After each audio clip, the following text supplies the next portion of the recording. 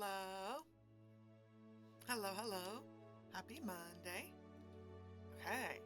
Starting off today strong with some music. I'm going to do, in my book here, working through my book, song Babylon by David Gray. So, first thing I'm going to do though, we're going to throw together the chords and a bass line in Ableton as I'm kind of getting more comfortable using Ableton.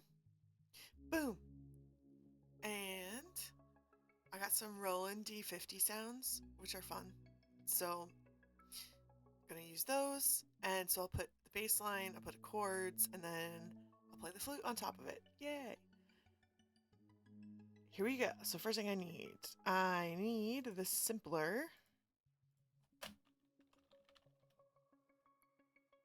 So that I can use my Roland sounds. Okay, so I got the Simpler on the 2 MIDI tracks. I only need 1 audio track. That's good. Okay, so now let's go to music. Here's my D50.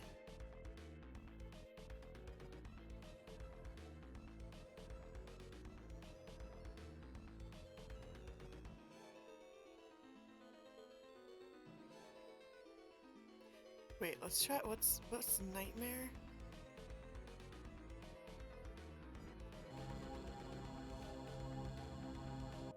Hang on.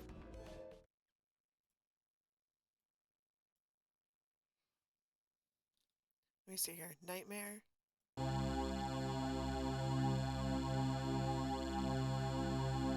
like that for bass, maybe. That'd be good for the bass. Okay, okay. And then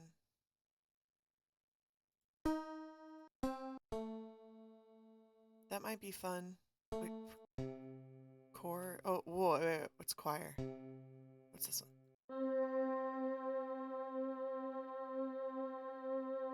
Nah. That's what we're gonna do for chords.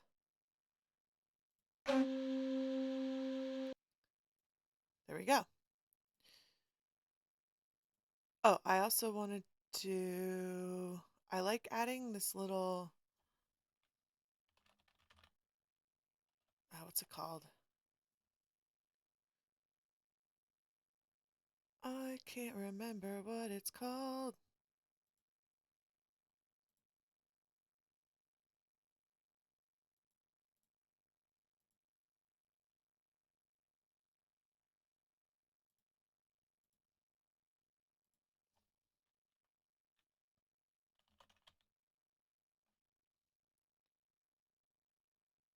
It's just like a basic...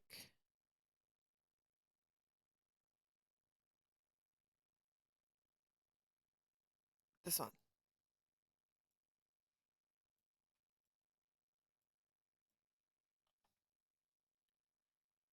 Just like a basic reverby thing that I can fiddle around with. Okay. Boom. So now, in the Simpler here, I gotta tighten up the clip so that... Oh, I gotta turn my piano on. I have to tighten up the clip so that it plays exactly when I hit the note. Right now, there'll be a tiny bit of a delay.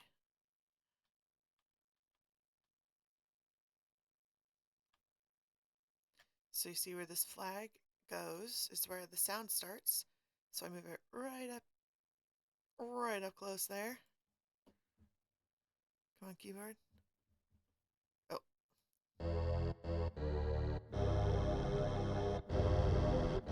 Yeah, okay, and I learned a bunch of shit.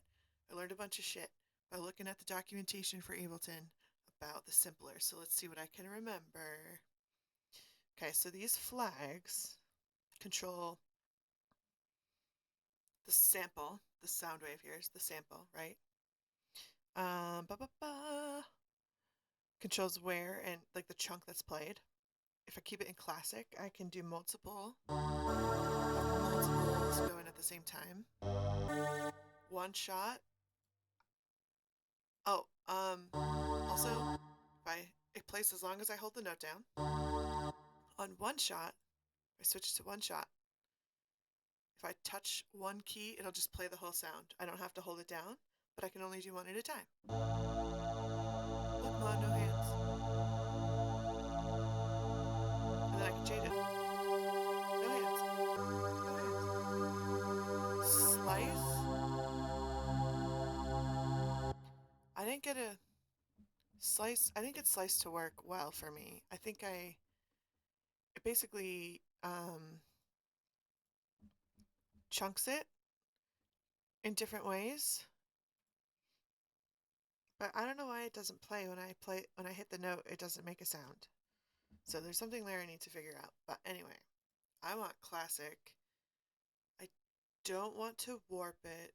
I don't want it to fade. Oh wait, I do want it to fade a little. So let's crank that up. What is fade 100?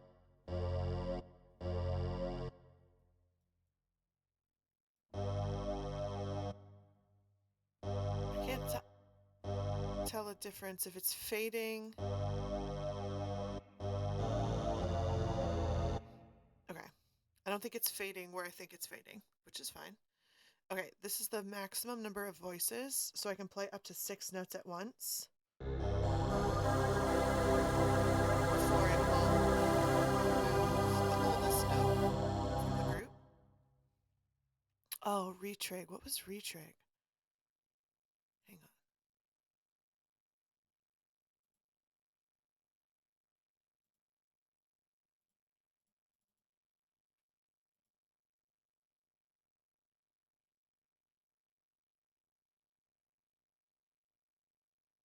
Oh, right. If when retrig is enabled, a note, I took notes. Oh, when retrig is enabled, a note that's already sustaining will be cut off if the same note is played again. So if I play, what?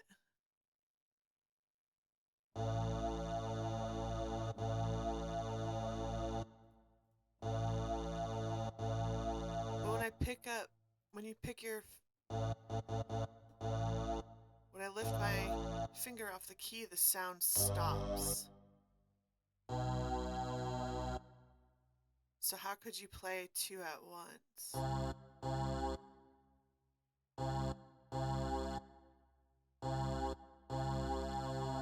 I understand that for one shot, but not classic. Okay, maybe I'm missing something.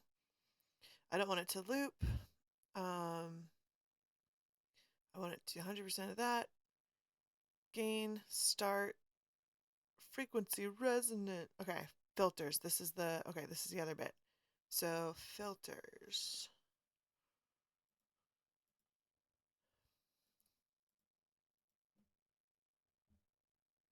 Ew.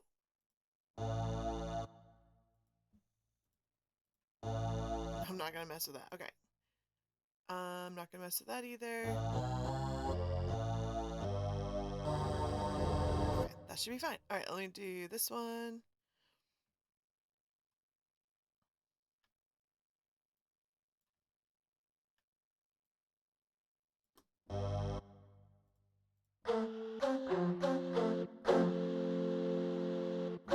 It sounds organy.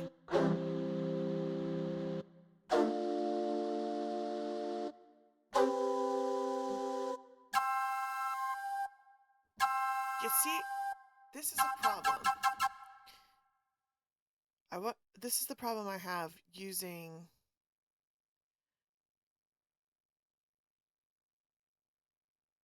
I wonder if it's because I'm using the simpler, but basically what it does is it's transposing it. So it's taking the sample, and when I play C3, which is the note, the original note that's pitched at, you hear the full thing.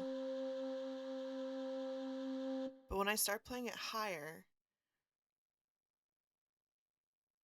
the simpler transposes it up higher, and then it gets shorter. See?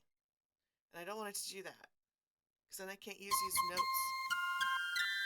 for the same length as a lower one, and that's annoying. Um,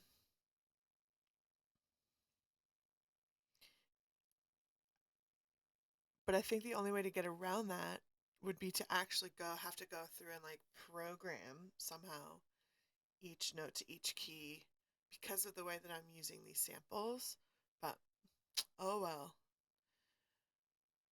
For now, this will be fine. Because I'm staying generally in one octave. Okay, so got my bass.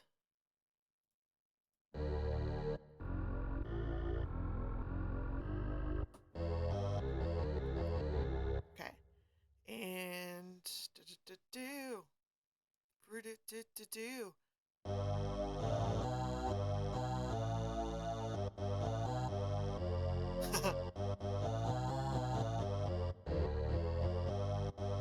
Yankee Doodle, but modal. Okay, here we go. Babylon. Okay, so I've got the music digitally. Okay, where are we? We're in 4/4. We're in D major. 4/4. I don't know. I'm just gonna. I like changing it. Okay, 4/4 D major. I want. What do I want? I want 2-bar count in. I do want the metronome on. The tempo. Friday night I'm going out.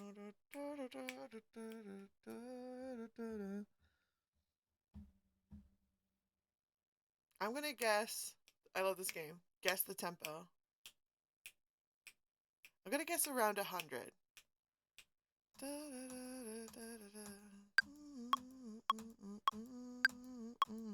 Oh, see, they're saying 104, but I think it's actually, I do want 100. Let's try that. Yes. What a fun game. Okay. Stop, stop, stop, stop. Now.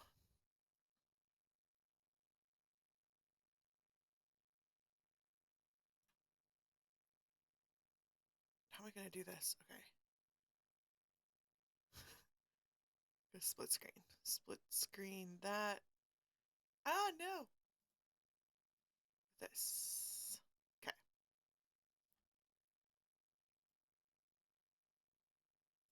Shit. Okay. I need a third monitor. I'm learning. All right. So, bass line first. So, we've got D.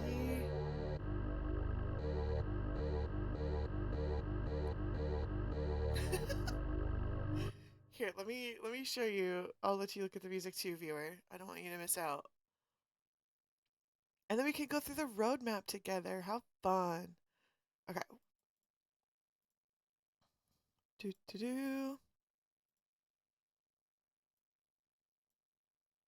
I'm gonna have it go on top of Ableton, actually. There you go. Okay, so it's all just D's and G's, but do I want to go D to G or D to G? So many choices. Okay, the chorus. D, A, E, F sharp.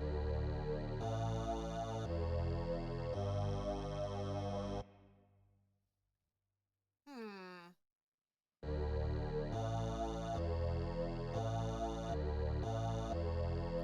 Or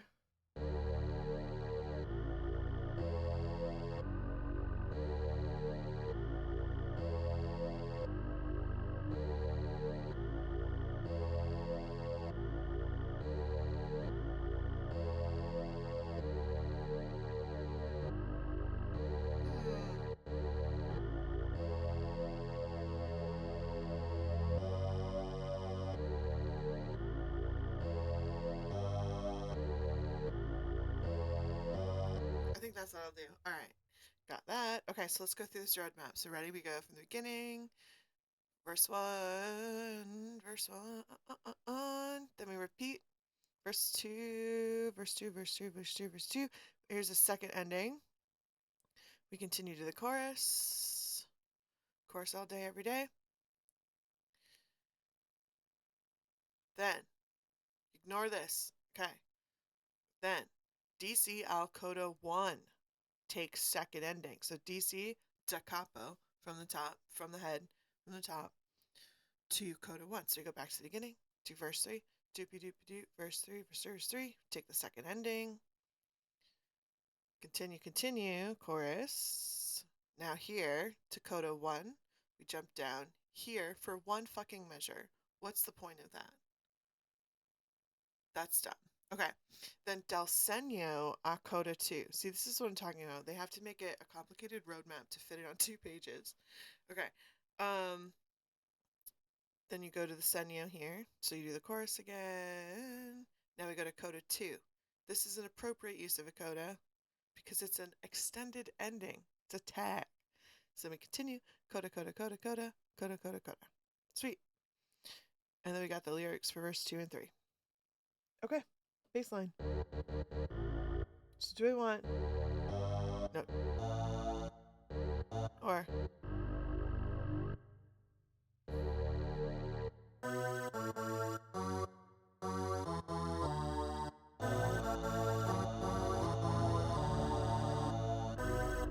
Oh, fuck.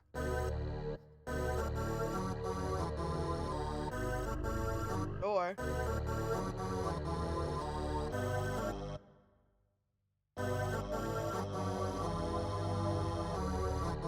Okay, I think it's up. Okay, D to G. Okay. Boom. All right, let's record.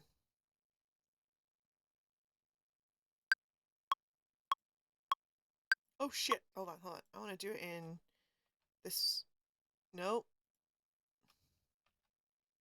Nah. That view, please. Thank you. Oh, wait, one more thing. Just to save myself time. Okay, I'm going to save it. I'm going to do chord quantization. Since I'm doing the bass line, I'm going to do it quarter note. Okay, now I'm ready.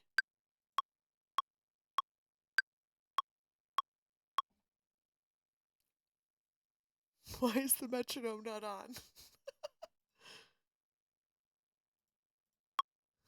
Okay, let's try this again.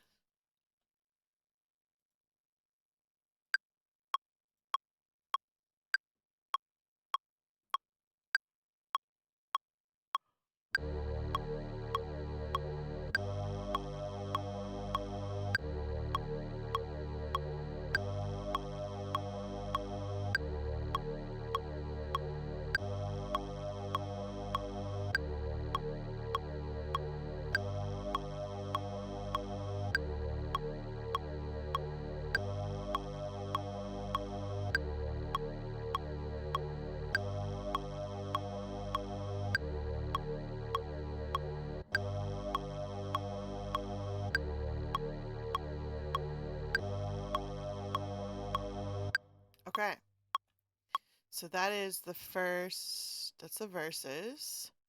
Now, jump into the chorus, here we go.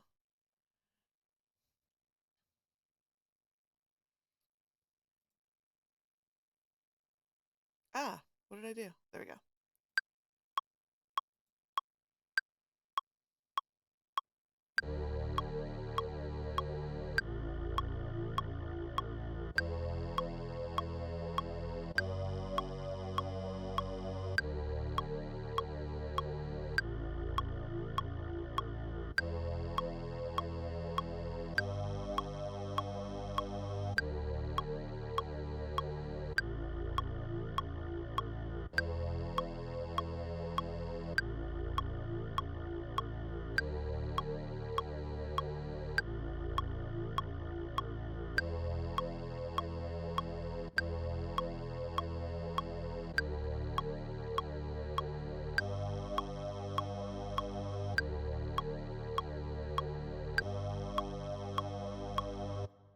Okay.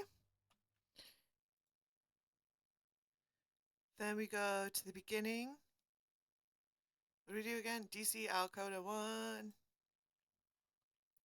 So I copy. Actually, let me trim this. Ah!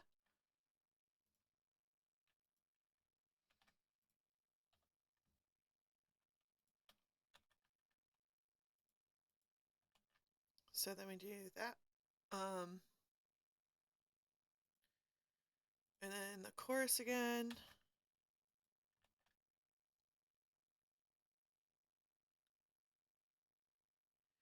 Except we do a little change because we got to do the coda. So, let's see here.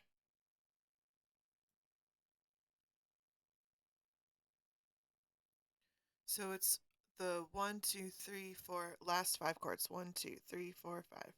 Or last 5 notes. Get rid of those. Oh wait, coda 1 is Jesus Christ. I forgot coda 1 is stupid. Okay, and then we go to the chorus.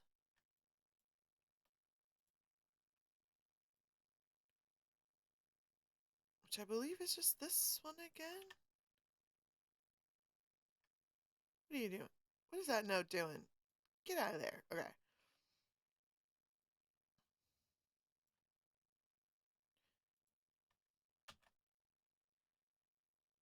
Because where's the Senyo start? Yeah, the Senyo is the chorus.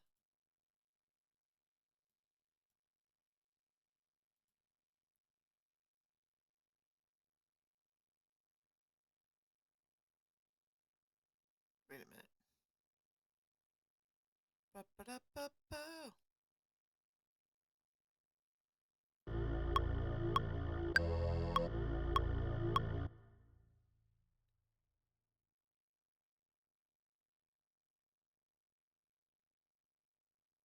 Oh, right. Hold on. I gotta do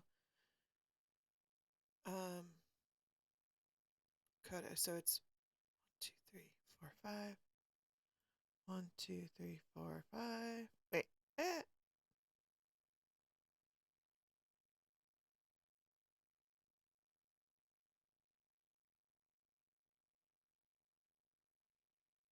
Shit, fuck balls. What have I done here?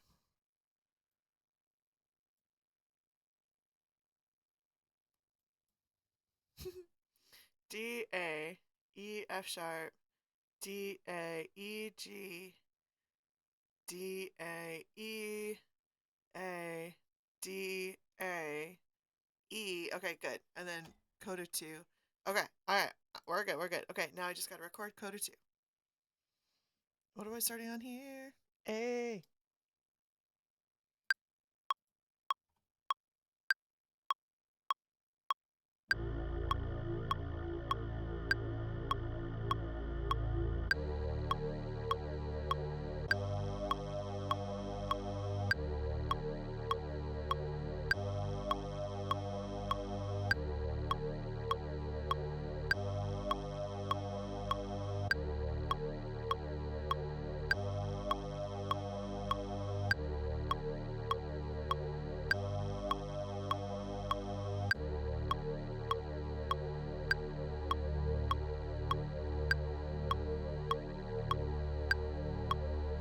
It's a long note. Boom. Excellent. Okay, now chords. Okay, now there's some fancy chords here. We've got major 9s, major 7s. So major 9.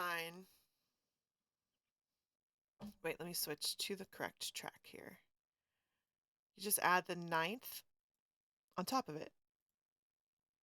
The 9th note of the scale. So if in a D scale, count up to 9. D is 1. D, E, F, G, A, B, C, D, E. It's also the same as the second note. But they call it 9 instead of 2 because it sounds a little bit better when you separate. Instead of just having 1 and 2, it's 1 and 9. And that distance makes it sound cooler. So, here's D. Here's the 9. But if I added it as a second instead of the 9th, just a little crunchier. Okay. And then G major 7, same thing. We add 7. So how do I want to set this up here? I think that's what I'll do.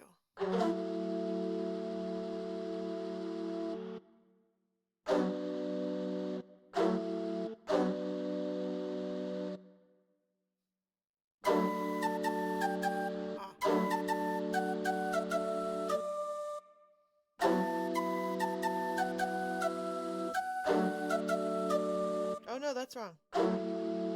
It's this to this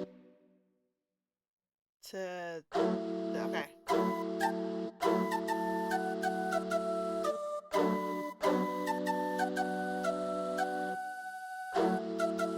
Yeah, I think that voicing worked. So I'm doing F sharp A E for the D chord because I have the D in the bass, and then I'm doing F sharp B D for the G major 7. So again, I have the G in the bass. So do that. And then when I get to the chorus, I think I'll just keep it in that same inversion. I'll do that. And then A, E minor, F sharp, minor 7.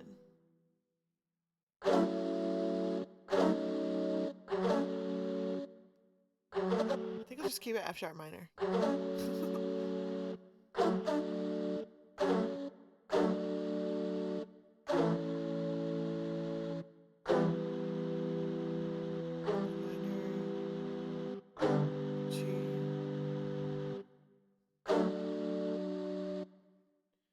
D, wait, D to A to E minor. Trying to think about the common notes they have so I don't have to look. Just feel my way across the keyboard. D, D to A to E minor. Okay. Let's do it. So up first is the verse. And I'm doing, what am I doing again? Oh yeah, F, A, E, and then F, B, D.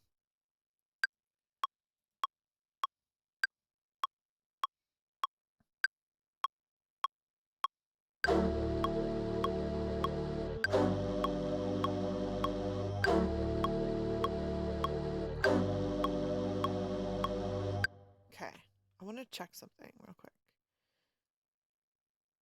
Oh, that looks good. Okay, it is record quantizing. Yes, okay, good. On the quarter note.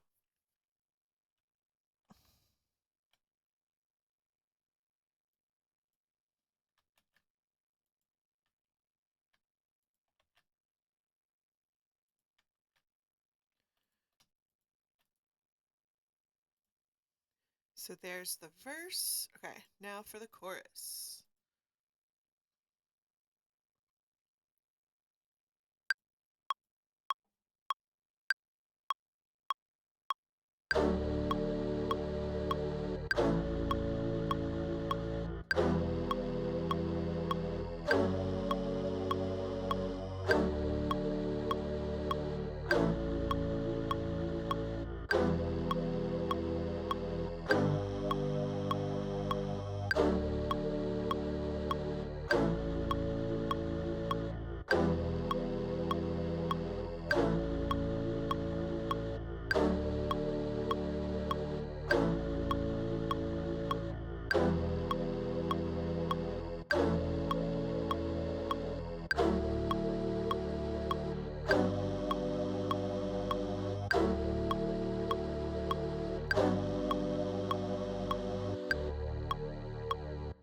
Fucking nailed that, bro. I fucking nailed that. I didn't make any mistakes, and I even remembered to switch to the D major 9, G major 7 voicing.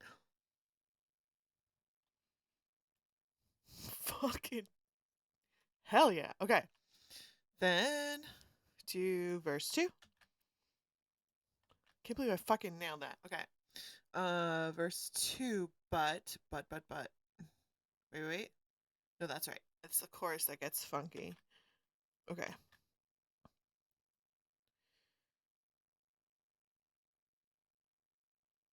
Hang on. Yes, that's correct. Okay, it's the chorus that gets funky because we do.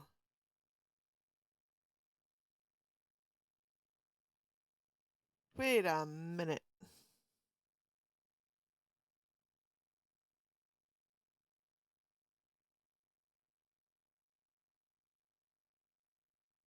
Am I missing a section? Verse 1, chorus. Verse 2, chorus.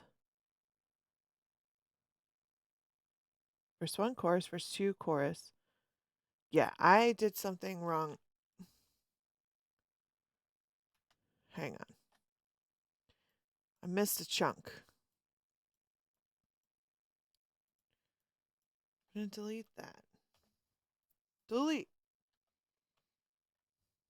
Verse 1, chorus. Verse 2,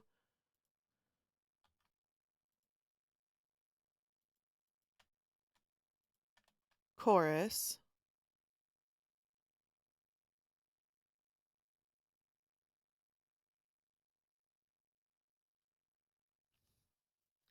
God damn it. Verse 1. This fucking code is driving me nuts. Verse 1.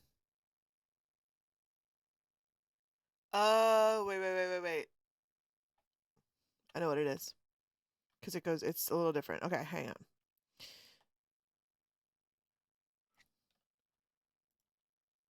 That's the coda. I'm going to keep that there, Okay, it actually goes verse 1.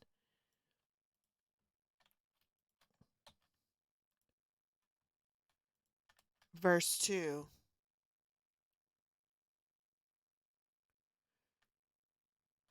Then the chorus.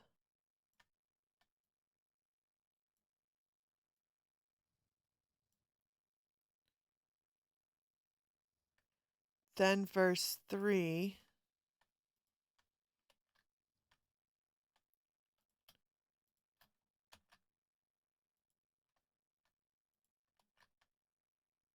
Okay. Then verse 3. Then the chorus again. And then this is where we do the weird coda shit. So we remove 1, 2, 3, 4, 5. 1, 2, 3, 4, 5. Then run the chorus again. Wait. No. Fuck.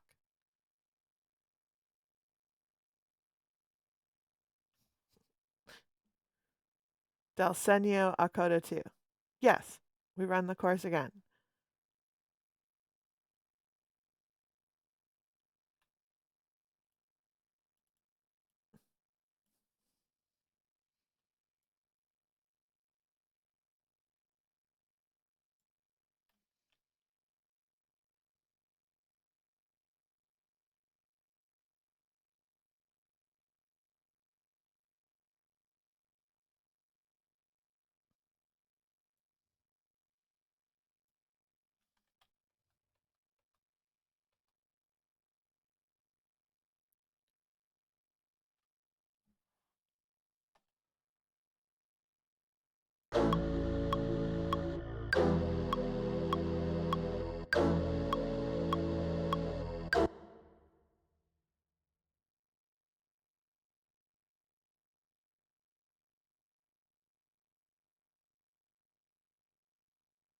Why is that A twice?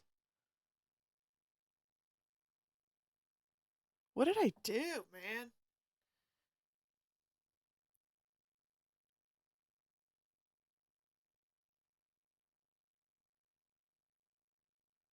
What the fuck did I do? D, A, E, A. This is why sometimes I think I should just play it instead of A, E.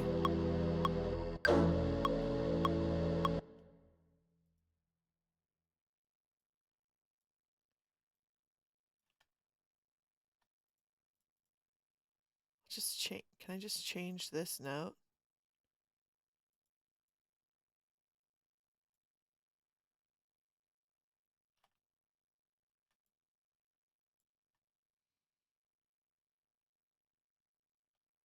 All right. Anywho, Del Segno a coda 2. So now we do the chorus again.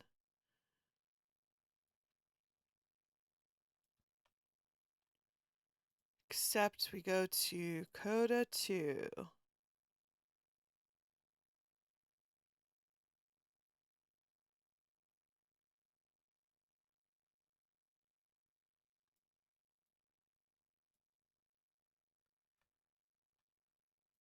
which is that. Okay, now let me record coded 2 down here. Where am I? A.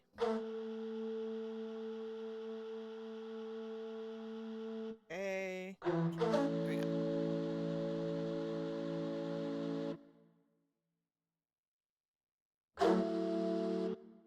So where's my, okay. Okay.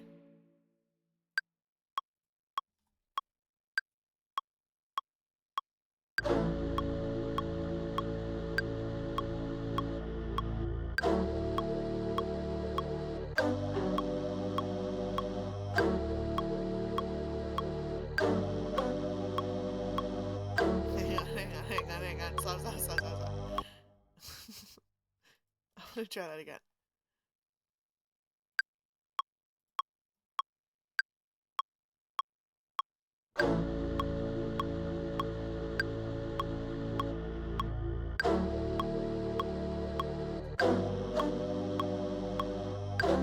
Why am I shitting all over that? I did it at the beginning.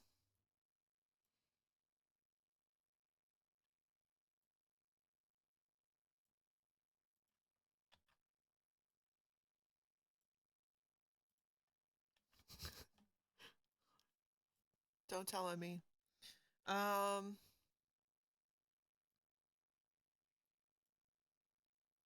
all I gotta do is record that, hold that forever. Okay, I can do that.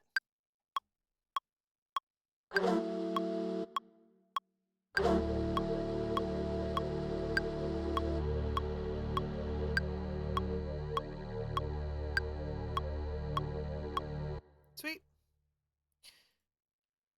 Okay, I want to put a little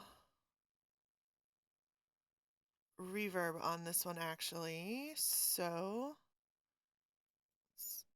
do.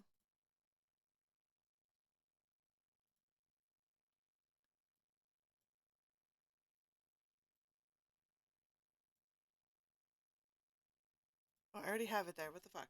I just need to make it sound. Okay, so let's solo this track. What do we got?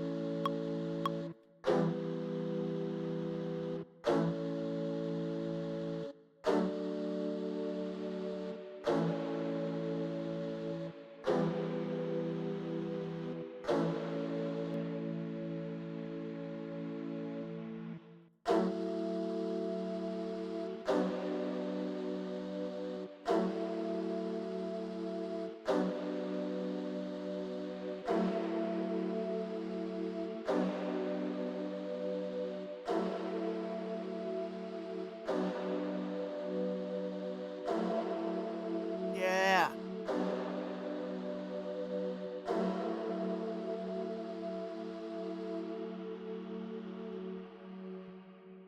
There we go. Okay, that sounds good. Okay, sweet. Now all I gotta do is play the flute on top of it. Okay. I pray to God I did the roadmap correctly. There's a chance that it may have gone catastrophically wrong, but we'll see. What? There we go. Okay, viewer, here we go. There we go. Got the music. Oh, I'm wicked flat because my flute is really cold, so I just need to tune.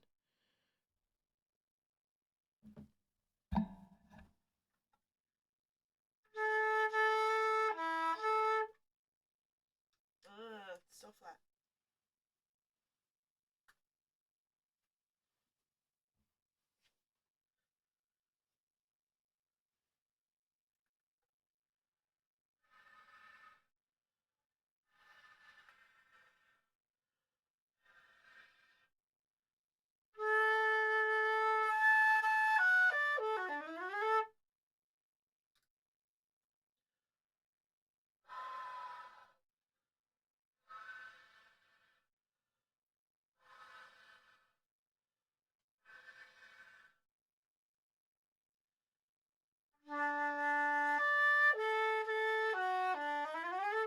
All right, that's better.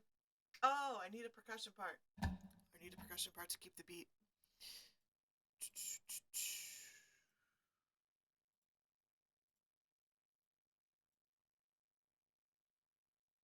let's see what we got.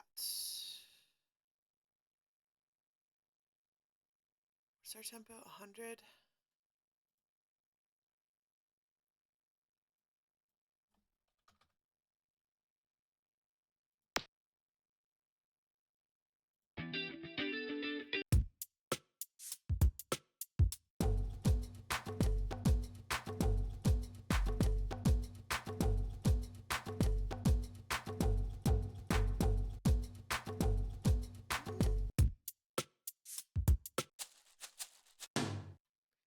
That might work.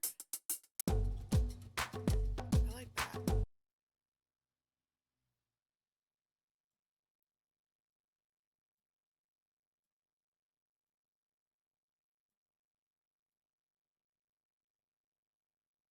All the way.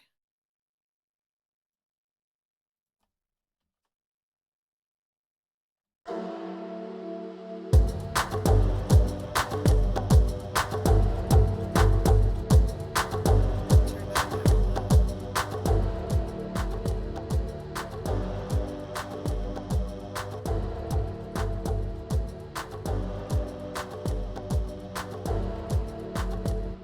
There we go.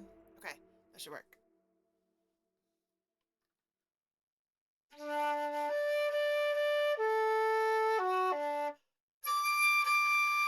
Okay, can't go too high. All right, but I can go. All right, I can make that work. Where's the music? There you go. Okay.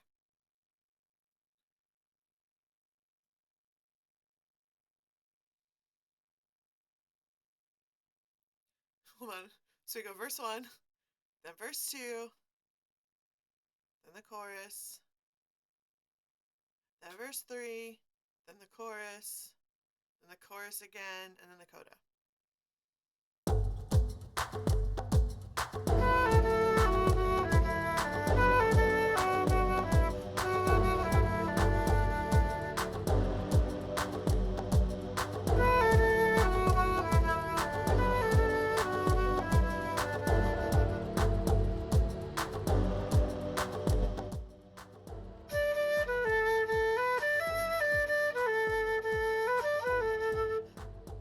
Hang on.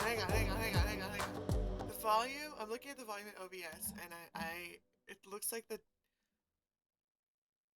Ableton is really fucking loud. Okay, so hold on. How do I...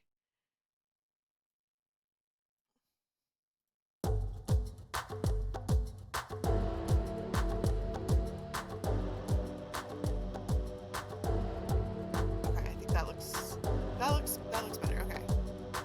All right, and viewer, if you have any comments about balance and anything like that, just you can either throw a banana at me by using the command !banana, or just like type in the chat and let me know. Here we go.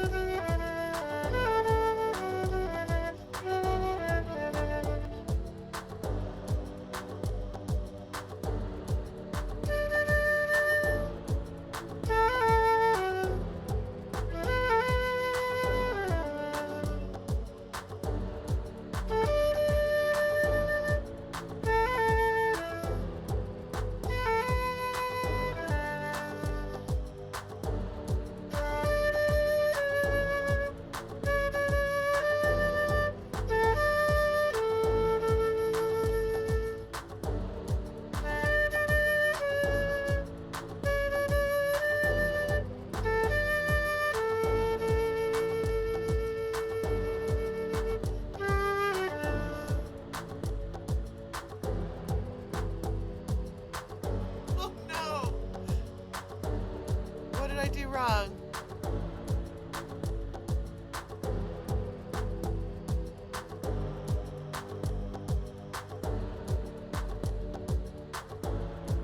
Wait. I did the Dakota. Wait. What did I did the Dakota 1. Delsenyu, Dakota 2. Ah, I think I added in. What did I do here?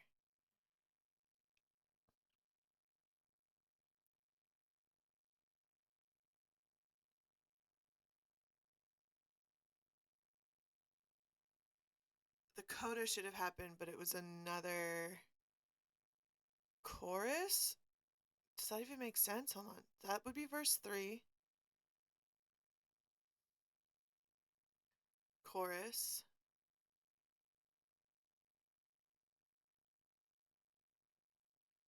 Ah, yeah.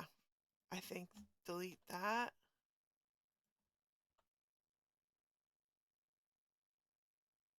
And then, yeah, that's okay. I just added an extra chorus. All right. Oh, shit. It didn't take the whole clip with it. Okay.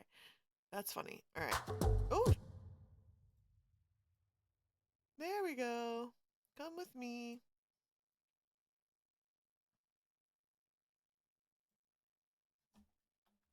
Is that right? This is confusing. I think I'm used to GarageBand where it's like if you touch it even a little bit, it grabs the whole thing. Okay. There. All right, so let me go back. I want to go make sure this is right. So I'm going to go to verse 3. Do verse 3 again, and then hopefully that'll do it.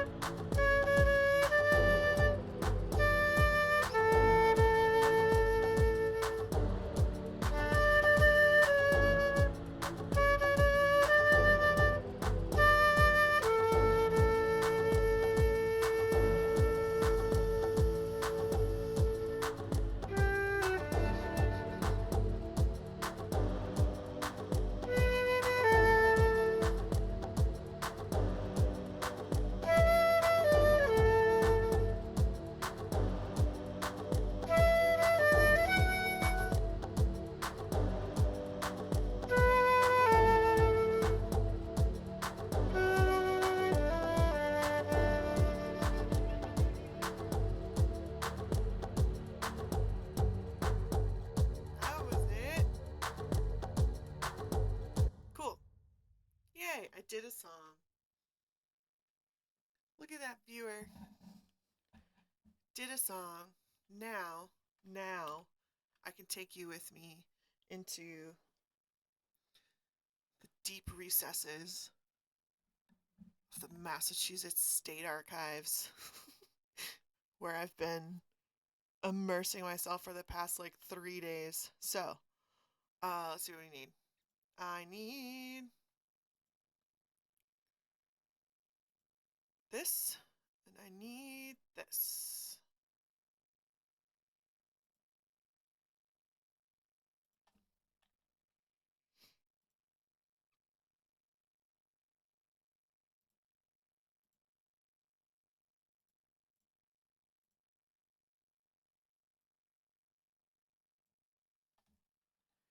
Okay, I gotta add a new source here in OBS, I think, to make this work.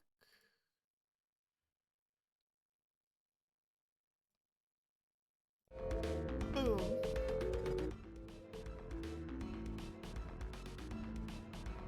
Alright, while I'm, oh, I should change my category. History category? I feel like just chatting is not the appropriate category. But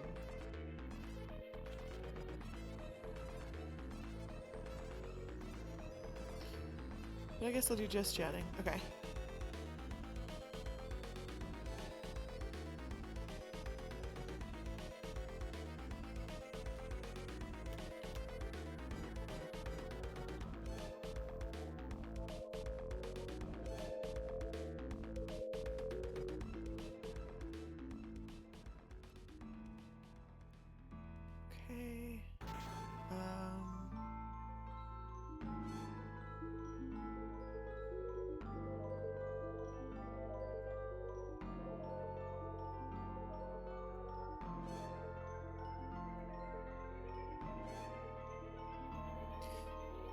Okay. There's that.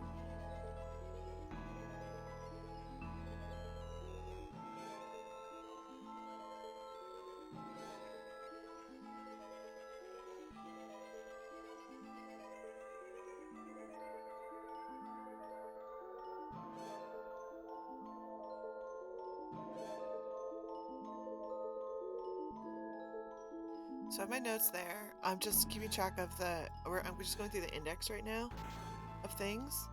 And then what else do I need here? Yes, that. Okay. And then here's the actual archives. So.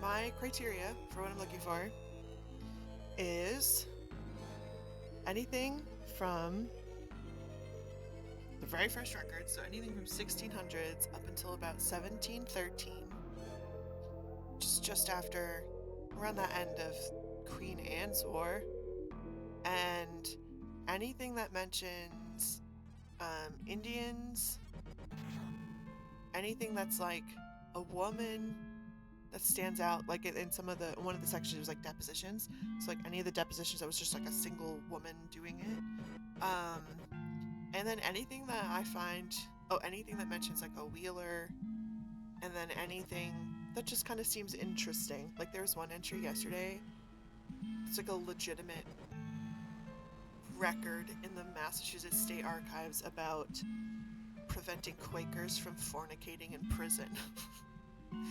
Because they had a problem. They arrested all the Quakers because they didn't like the Quakers, and all the Quakers were fornicating in prison. And they had to do something about it. So where we are right now, what volume are we in?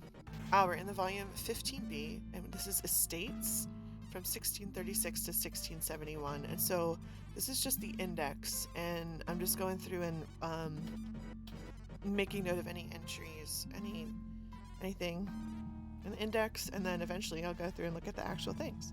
So I'm going to refresh because it'll probably kick me out. Yep.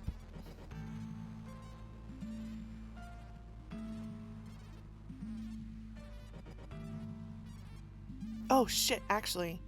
Goddamn. You know what I have to do first before we do this, viewer, is I need to practice my New England Moot Silmarillion presentation.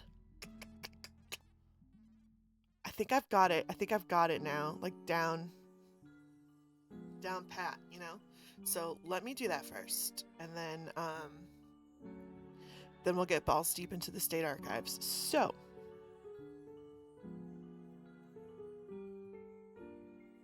that's the one I'm on. Okay, here we go. Oh wait, can I do this with the note? I want to see the speaker notes, please. I need to see the speaker notes. Presenter view.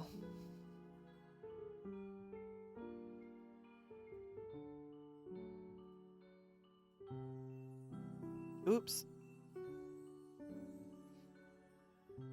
Ah! Okay. Boom. Okay, here we go. Ready? So, you want to be a Valar. And remember, the theme for this mood is wicked wisdom and forbidden knowledge. So what I'm first going to do is poll the room. I'll be like, all right, so viewer, you are the room. I'll poll the room and be like, all right, so who would want to be a Valar in this room? People will raise their hand, some people won't, and I'll write it down. Sweet. Okay, I always thought it would be fun to be a Valar, and I always thought I could do it a little bit better, and maybe intervene a little bit more, help out some of those elves, the humans, the hobbits. So, let's hop on the Magic School Bus and travel to where the Valar originally came from, which is the mind of Iluvatar. Here we go. So, Iluvatar. First, we have universe stuff, right? In the brain of Iluvatar. Anything and everything about the universe is all here. Then we have secrets. These are things like the elves, the hobbits, maybe Tom Bombadil, other little sprinklings that either the Valar or the elves, like, we don't know about. Surprises, you know, secrets and surprises. Next section, Iluvatar's favorite things. Raindrops on roses, whiskers on kittens, probably macaroni and cheese. Here is where Iluvatar's best jokes are kept, really deep in that brainstem. Then we have Iluvatar's grand plans. Finally, not finally. Next is music, because music is obviously a big deal here. So there's a whole section dedicated to music, which is close by to where the Ainur come from. So there's the mind of Iluvatar. The Valar, or the Ainur as we know them. We have Manwë, who's the king of Arda, the lord of the air, wind, and clouds. The eagles are his messengers, and his spouse is Varda, who's the lady of the stars. She's also known as Elbereth, Gilthoniel, and Elantari. Ulmo is the lord of waters. All of this art, by the way, is done by Anna Kulis, and I apologize if I'm saying that name incorrectly. Then we have Namo and his spouse Vaire. So Namo is the judge of the dead, he's the master of doom, and he dwells in Mandos. And that master of doom sounds scary, it's not as scary as it sounds.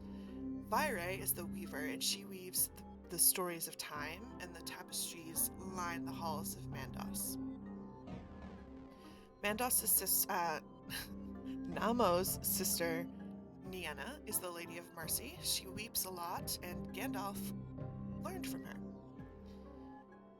Nienna has another brother, Ermo. He's the master of visions and dreams, and he dwells in Lorien with Esta, his spouse, who is the gentle, and she's the healer of hurts. And she likes to take naps on this island here in the middle of the Garden of Lorien.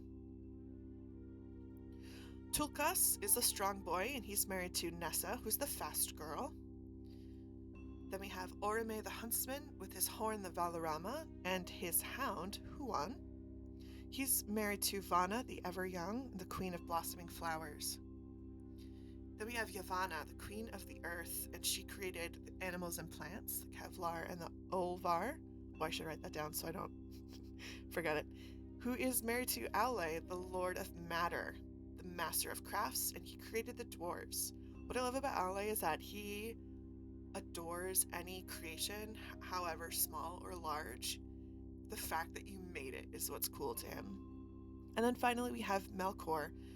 His name means he who arises in might, and he was the most powerful of the Valar. So, now we are going to go through my way of remembering the names of the Valar and their relationships to one another. So, here we have Manwë, who's married to Varda. Then, Then, we have Vaire, who's married to Namo, who is the brother of Nienna, who is the sister of Irma, who is married to Este. Then you have Tulkas, who's married to Nessa, who's the sister of Orome, who's married to Vana, who's the sister of Yavanna, who is the spouse of Aule. And then you've got Ulmo and Melkor. So, there we are. There's the Valar. Now, let's make some cool shit. So, I've got some drawing stuff here and I've got drawing mediums, I've got drawing supplies. So you're going to choose your materials and then you'll pick a prompt from the screen and start creating. And you'll have about 7 minutes to do this. So your only task is to make something you like. I'll start the timer after everyone has their materials. So everyone's going to grab their stuff. I have a playlist of 2 songs for this first one that I'll play. Everyone's drawing. Okay, time is up. Your next task is to take your individual artworks and combine them to create a landscape. And now you can feel free to use your original piece or take the idea of it and make something new, maybe collaborating with another. You can use additional materials, you can tape things together, use whatever you want to just create this landscape.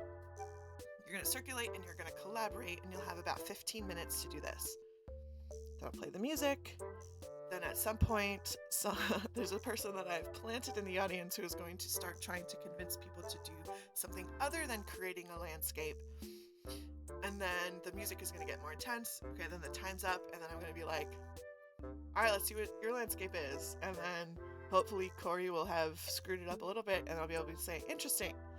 It is a landscape, but it's also whatever. But don't worry, it still works. Now, I need you to use your imagination. Imagine that this landscape will become 3D at the snap of my fingers. 1, 2, 3. Okay. Let your eyes glide across this landscape, this new 3D landscape.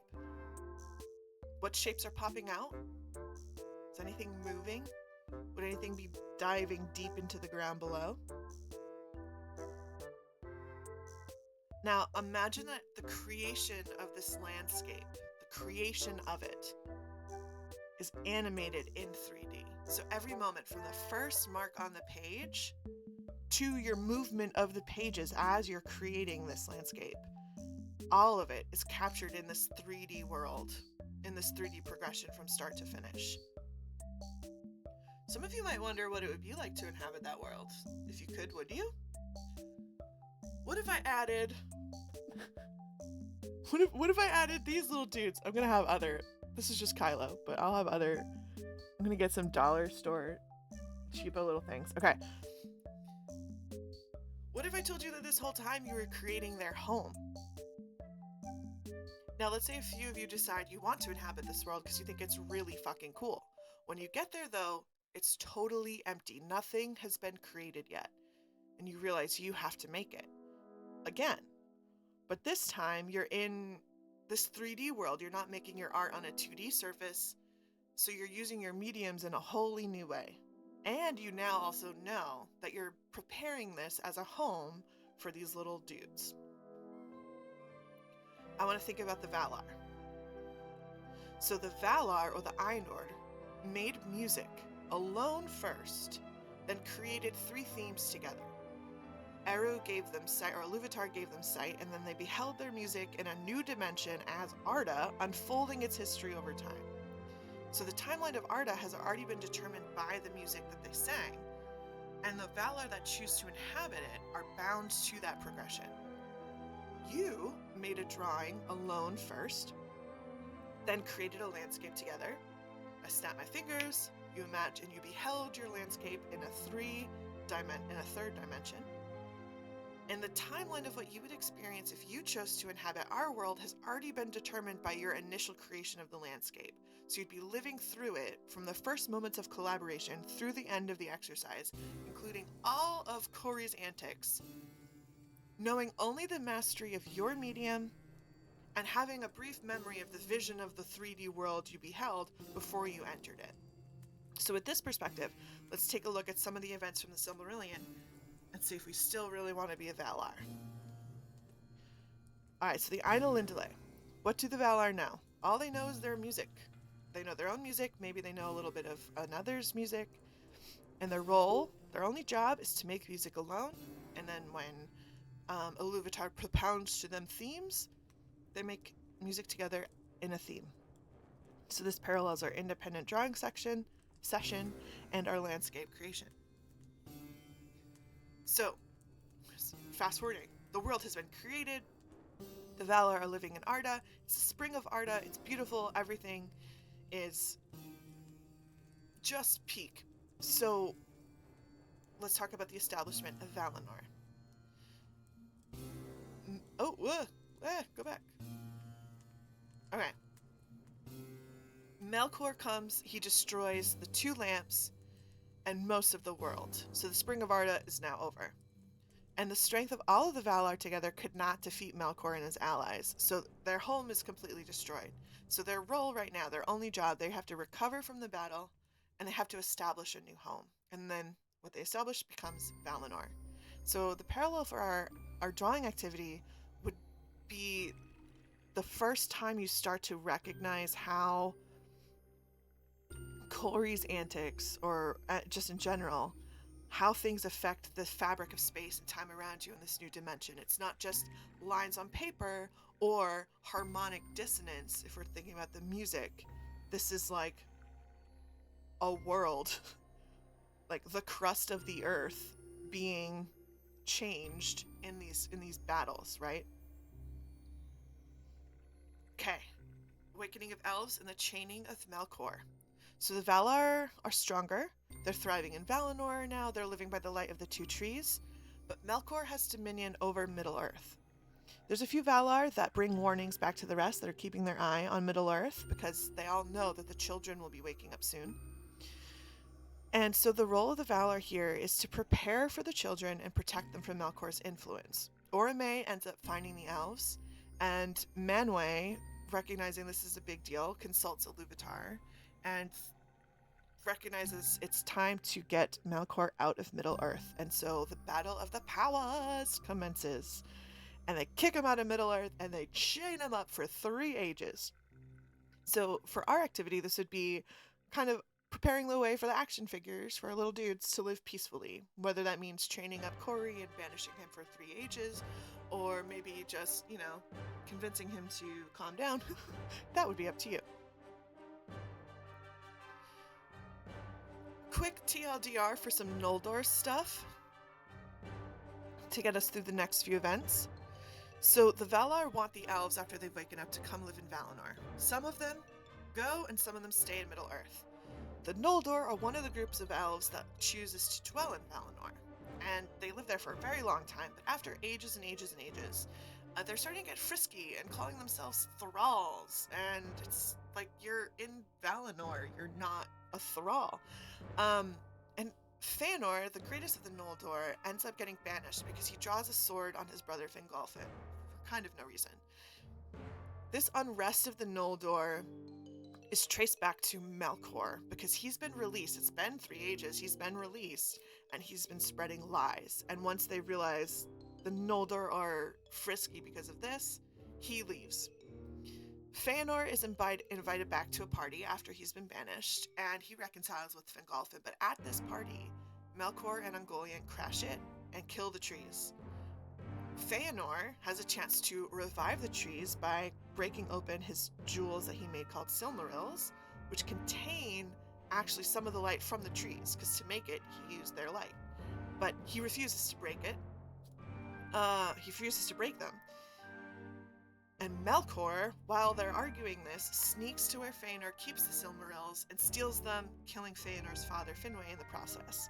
And after this, Fëanor curses him and is like, Morgoth! And so now Melkor we're going to call Morgoth the Cursed One. So that's a little TLDR Noldor, leading us up to the departure of the Noldor from Valinor. So what the Valar know is that Fëanor whips up a fervor after Morgoth steals the Silmarils and kills Finwë. And some Noldor leave with him to take vengeance, and they end up killing their own kin to get access to ships to leave Valinor. They also recognize that Valinor has a weakness. Morgoth and Ungoliant were able to just get in no problem. So Valinor has a weakness and can be infiltrated. So their role, to warn the Noldor before they leave, hey, bad things are going to happen. You can go, but bad things are going to happen. And then when the bad things do happen, you're like, we told you, you're basically cursed. You're cursed. And then they also need to strengthen Valinor because it's been infiltrated. So this is when they raise the mountains and make it all defensible. So in our parallel for activity, this is just you're continuing to live out the multi-dimensional expression of the art created long ago.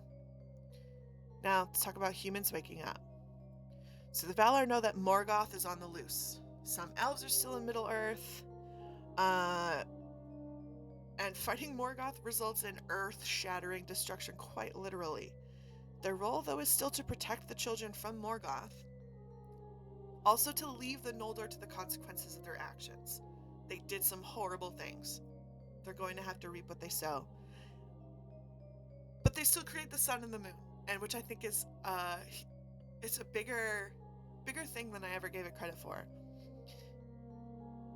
So the sun quite literally prohibits Morgoth and his allies, his creations, from being outside.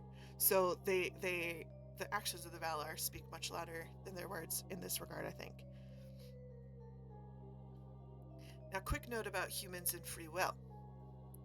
So humans, this having a new gift, should have a virtue to shape their life amid the powers and chances of the world, beyond the music of the Ainur, which is as fate to all things else. Plus, Spabimi shall prove but mine instrument, which is, I stole that's from Prancing Pony podcast. A little bit of like, even if they go off the rails, like anything that they do shall prove to be but mine instrument, just in case. I need to mention, I need to work on this slide, Awakening of Humans. Okay, so, humans and free will. Now, moving on to Eärendil and Numenor. So what the Valar know. Doriath and Gondolin are destroyed. These are the strongholds of the elves in Middle-earth, Beleriand, all that. Ulmo comes to Valinor and asks the Valar for help, because Middle-earth is in a bad state. But it is not until a human sails the seas with the Silmaril and reaches Valinor that the Valar listen. So their role here is to listen to Eärendil and decide what to do. And their conclusion? Fight. So this is the War of Wrath, where the Valar, elves, and humans together, ally together, defeat Morgoth. The Valar finally get him out of the world, into the void. He's gone. But in the process, Arda changes shape again. We lose all of Beleriand's lost in the sea. And major destruction occurs. Major deaths occur. Something is also created, though. The island of Numenor, which is created in gratitude for the assistance of the human allies in the War of Wrath. And to parallel our activity, technically, this is where you would all kick Corey out into the void for his misdeeds. Moving on. So, the wizards. We're fast forwarding quite a bit here. So, Numenor has come and gone. So, what the Valar know is that essentially over many, many, many, many years, Sauron has kind of come back. He's meddled in Numenor. Numenor's now back in the ocean because they tried to visit Valinor and the Valar are like, nah, you've ruined it. So they get rid of Numenor. Numenor's back in the ocean. Sauron is in Middle-earth, claiming dominion, and he's doing some necromancy. So the Valar see this, and their response is to send over 5 of their Ainur as Istari to contest Sauron's power and aid the humans and elves.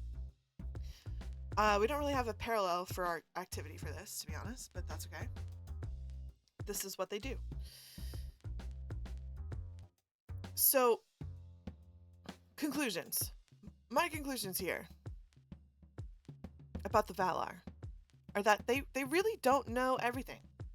And they are bound to the music they created before the universe existed and are experiencing it all in a new dimension. So, they really don't know everything. They don't have all the knowledge. Humans, however, have free will. They get to experience the universe on a smaller scale, and they're unbound from the music of creation. Also, the real answer to why can't the Eagles take the ring to Mount Doom is They sent 5 freaking wizards, bro, and it worked. Calm down. All right. So, okay, so that was 20 minutes on slides. Okay, plus, okay, I think the timing is good. Okay, timing is good. I need to, okay. I want to do, right, and then at the end, I'll ask again, who wants to be Valar? Let's take a poll and see what we notice. I think I need to do something.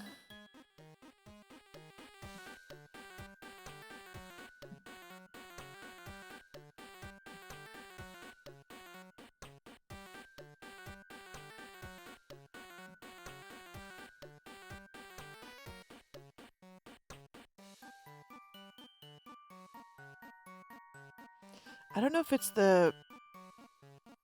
what the Valar know in their role. If I need to just change those titles. The Valar.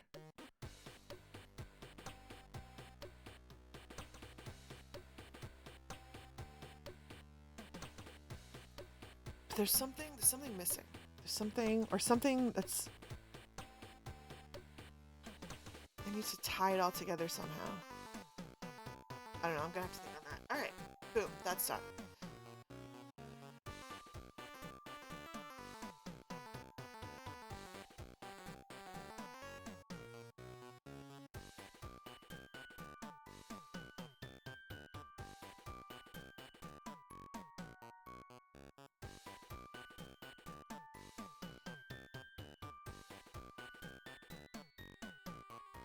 All right. Boom. Let's do some archives.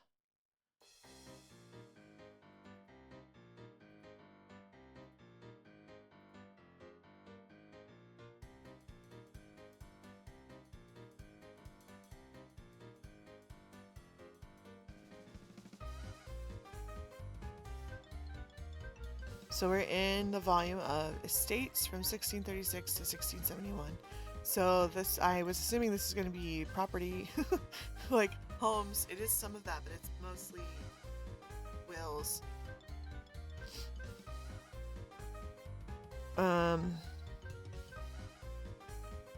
So let's see what we got. Okay, so John Coogan.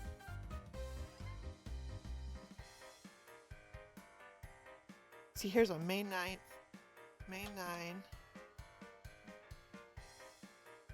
Ah, stop telling me to do things. All right. May 9th, 1657.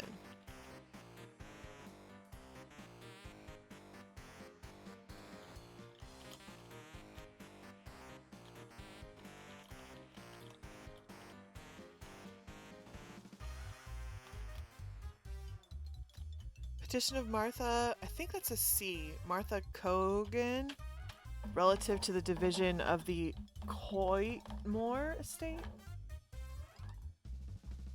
The handwriting of whoever made this index, by the way, is just beautiful.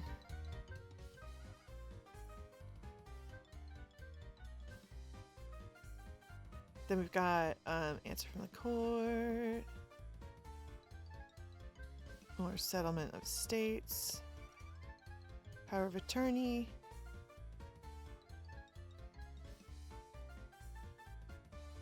Copy of a deposition. More depositions.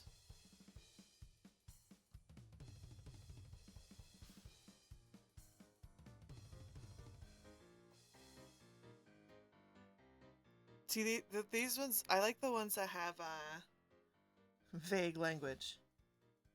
Actually, shit, how am I going to do this? Okay, no. Alright, so we've got this next one here. December 7th, 1657.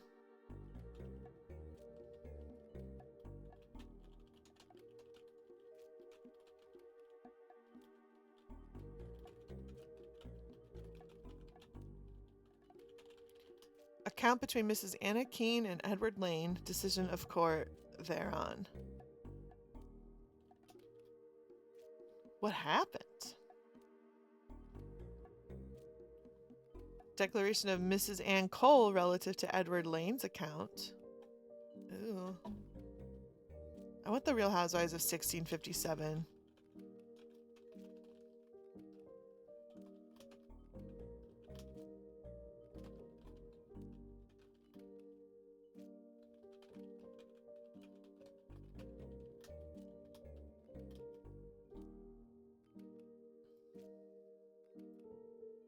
Answer, yeah.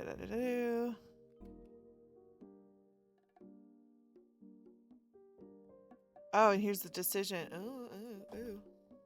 So there's some kind of drama between a woman, a widow, her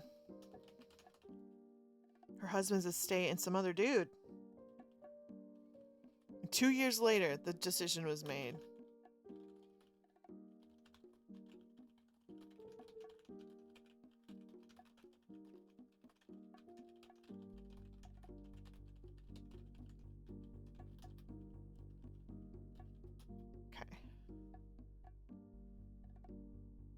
Do more stuff about that. Okay, next page.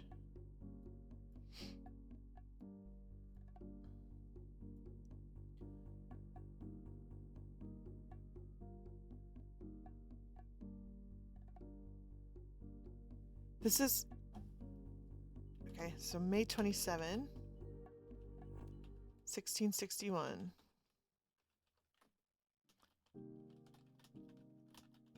Petition of Hannah Boyden, formerly the wife of the late Joseph Morse, and Thomas Boyden, her husband, relative to the settlement of the estate of her former husband.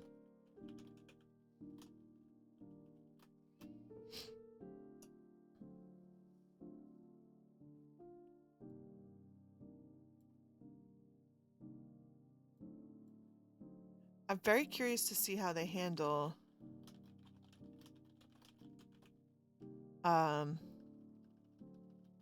like what that means. Like what shit are they talking about here? Okay. Where am I? May 13th, 1662.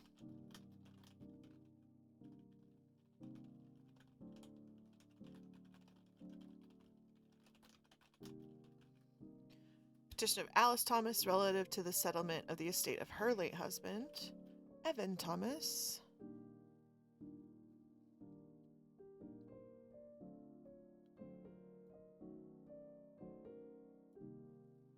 Lots of land struggles or claims.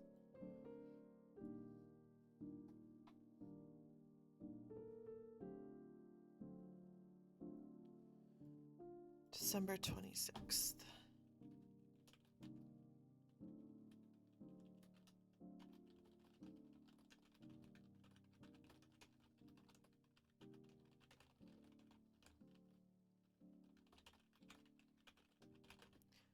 Petition of Mary Ward, widow of Benjamin Ward, relative to that estate.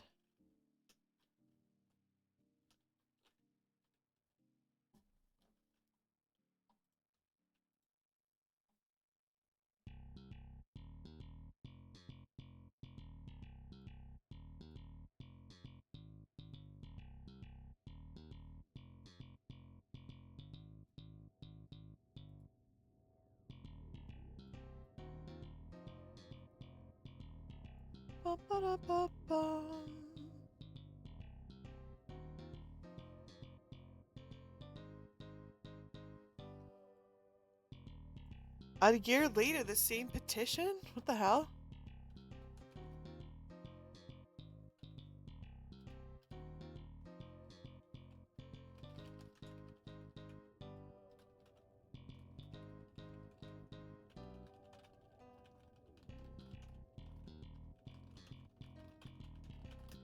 Interesting.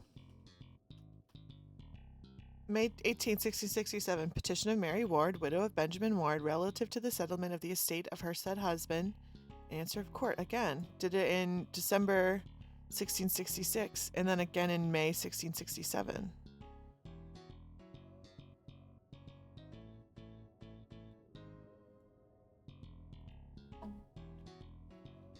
The other thing I wonder too is like how much of this, what's the percentage of artifacts like records that we have versus records that would have existed?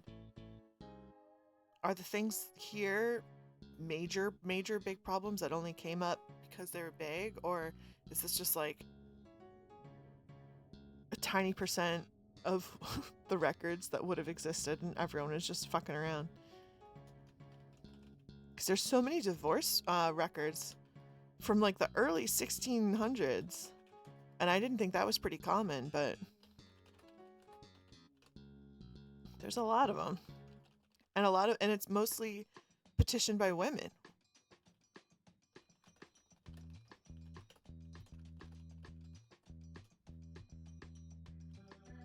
So here we've got petition of, I forgot, but Mary Judson, relative to the settlement of the estate of her late husband, Samuel Judson.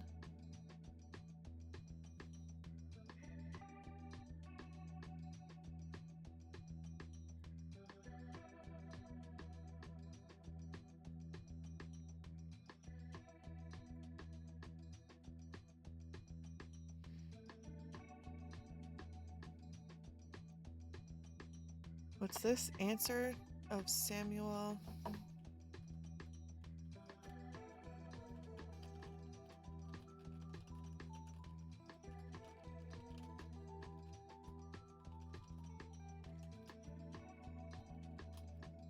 Answer of Samuel Huff in Reading to the petition of Susanna Huff of Boston.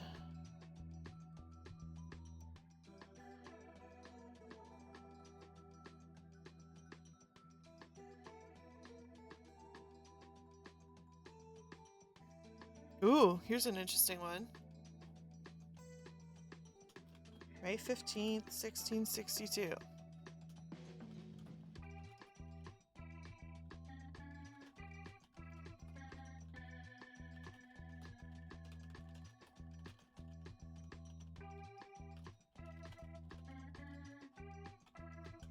Petition of Samuel Tuttle, attorney to Joanna Tuttle, relative to the settlement of the estate of John Tuttle, her husband, who died in Ireland. I wonder how that's handled.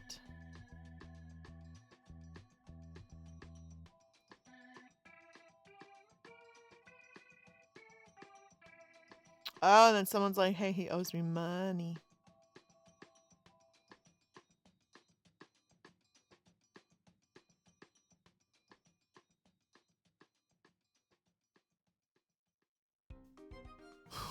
Petition of Ephraim Child and John Hayward in behalf of Samuel Phillips, for whom no provision had been made from the estate of his father, the late George Phillips. What is the story there, George? This is 1645.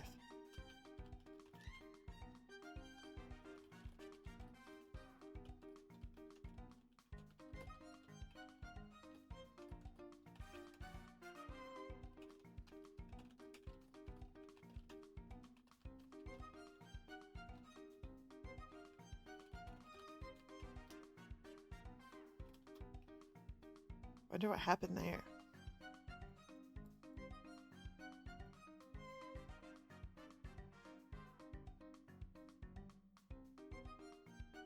Another one?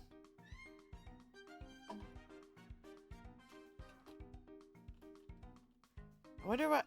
This is the second Mrs. Martha Coogan having to do something too.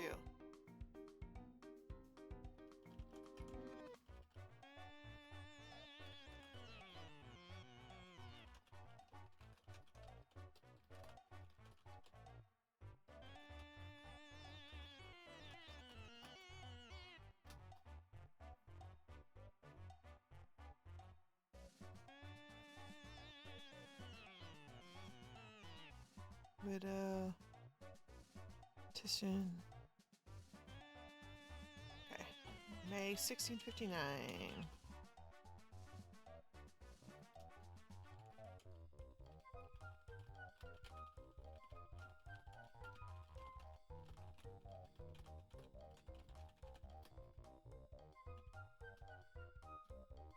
petition of John Green on behalf of the children of the late Dr. John Alcock of Roxbury, asking that certain land laid out in answer to a grant to Dr. Alcock be confirmed. Interesting.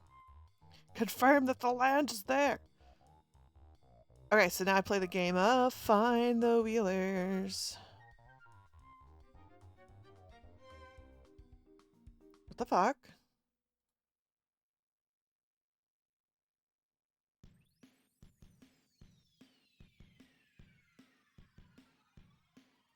This is not helpful.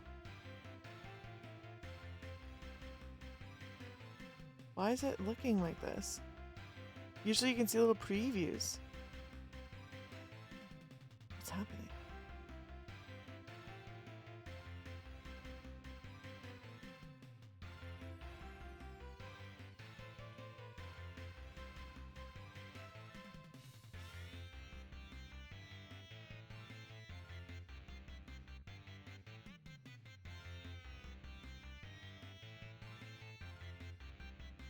Doesn't even show the... What? What is wrong?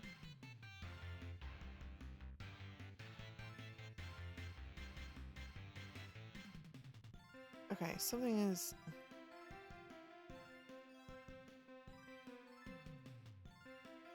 What volume am I in? Volume 15B. Let's try this again. 15B.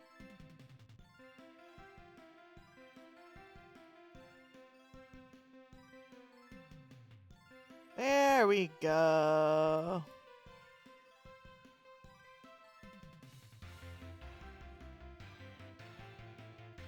Oh, wait. I'm on the index of 15B, though. So I need this one.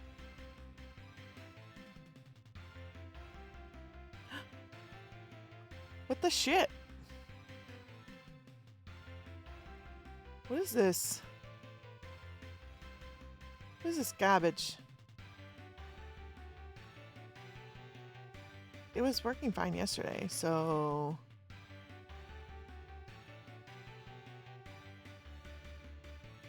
Is it like cached? Is that like a thing?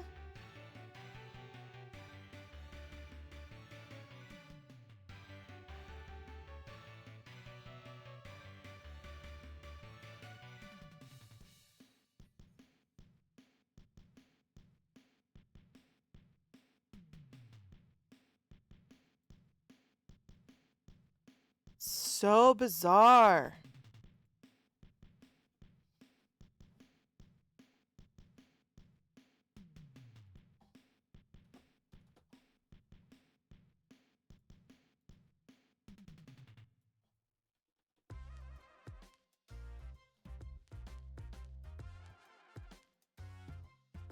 See, this is what it's supposed to look like. Okay. This is 15B, but the second half of it.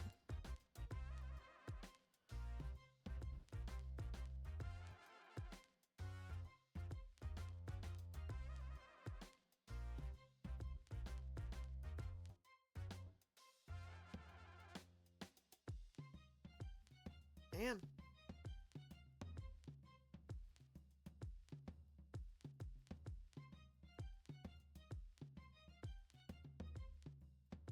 It's just not working.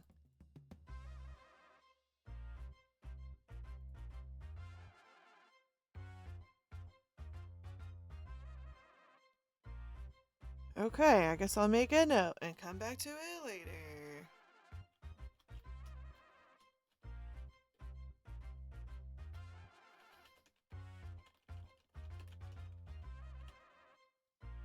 Moving on to the next volume. 16.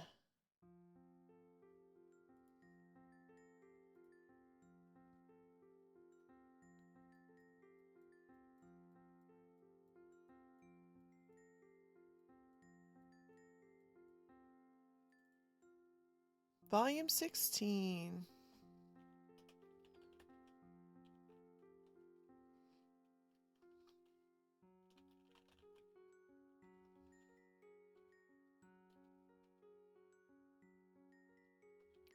$1671 to $1697.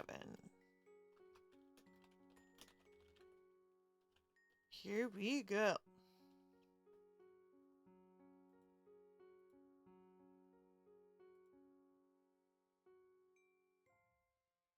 Well, oh, I thought I said wells. I just got really excited thinking I could find all the secret wells around. Wills. Okay. Wills and inventories in this volume. Oh, this is a nice way to organize it. Search by person.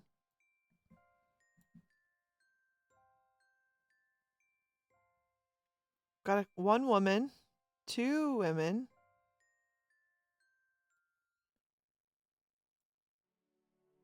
Zerubbabel. What a name. Zerubbabel Endicott of Salem. Probably a witch. Okay, so I want William Penn of Boston. Don't you mean Pennsylvania? Do you think Mercy Dowding is a man or a woman?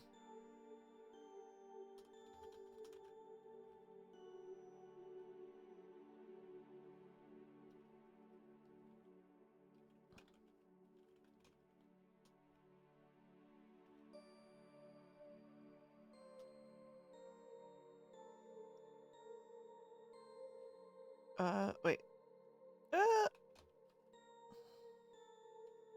This is the date. 1695 is the date. And the page, the image number is 509. And then we've got 1682. It's Elizabeth Saffin of Boston.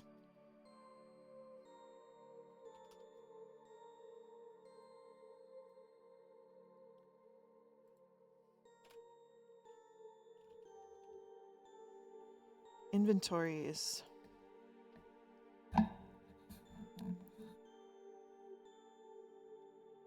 Also, the names here, I'm like Thomas Savage. Is that like an English name?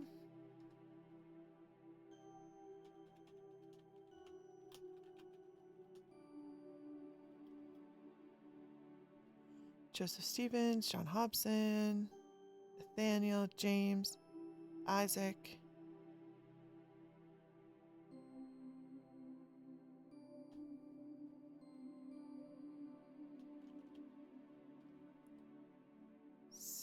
(1688) we have an inventory of the estate of Mrs. Elizabeth Saffin.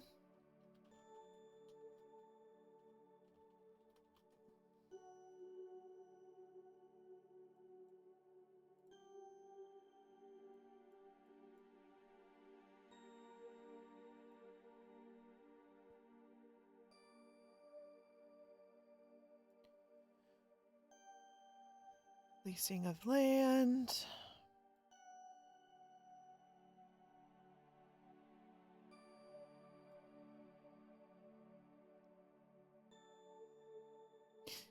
Petition of land illegally in possession of someone's nephews. Oh.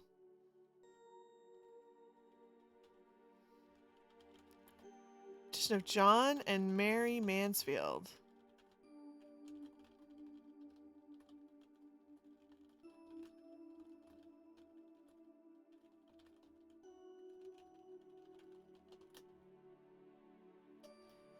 Petition of John and Mary Mansfield asking that their land in Boston, illegally in the possession of their nephews, be restored to them.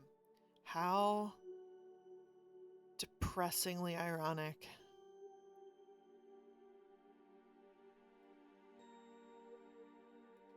Oh, women asking for a more equal distribution of property in Salisbury. 1672. Ah, motherfucker. 1672. What the fuck? 70? Numlock is not on. Viewer numlock is not on. We're good now. Okay. Petition of Mary Jones and Susanna Martin.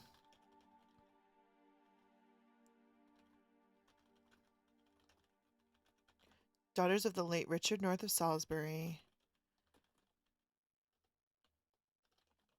Asking for a more equal division of the property. of their father.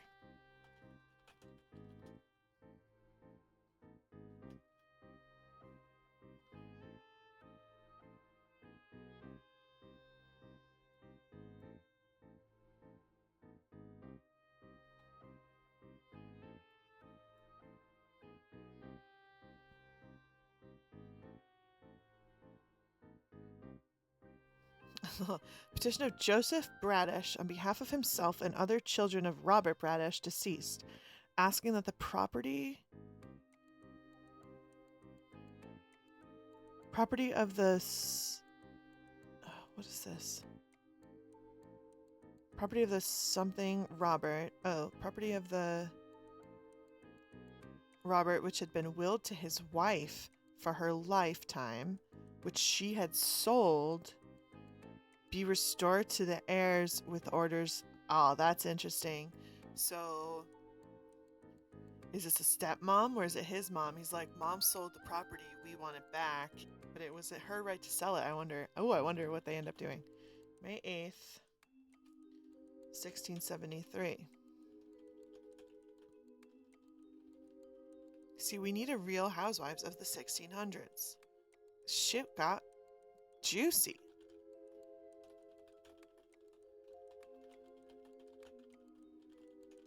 Especially when you think the ways that they would decide of land. They're like, you've got that chunk there, and then they'd like fight about the fucking borders.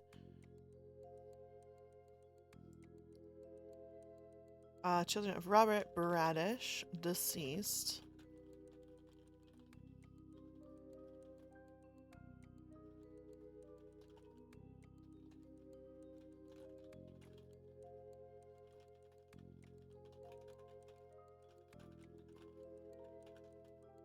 Now, do you think this dude's name, President Whore? That's his actual name, viewer. But do you think his first name is President, or do you think he was the president of something?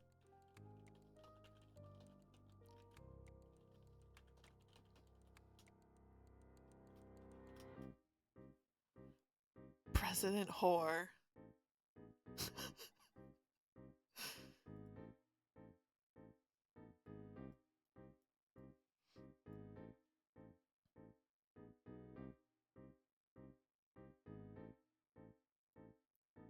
Just know Sarah Leach asking for a hearing before the general court relative to the legality of the sale of her husband's property without her consent. These bitches be tripping. Like, how do you...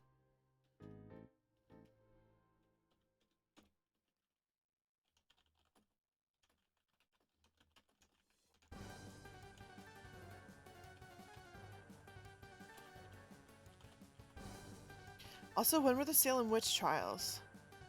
This is also an interesting time for that too. Relative to the legality of the sale of her husband's property without her consent.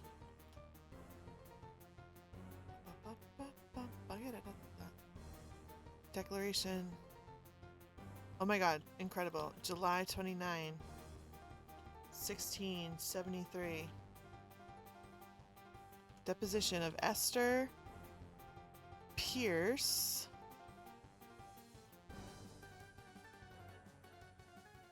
Relative to the ownership of an alley in Boston.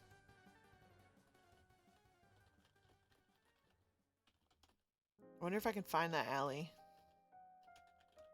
If it's still there. It's probably a highway now. Deed given to Well, actually, that would be interesting. On the Kennebec River. Deposition of Elizabeth Endicott concerning the bounds of land in Salem, bought by her husband, Mr. Chickering.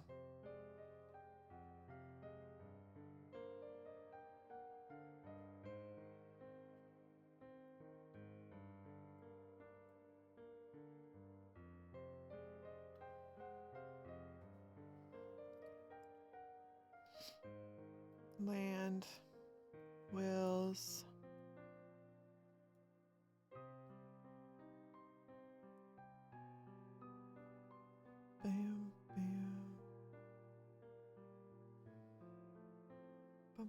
bottom.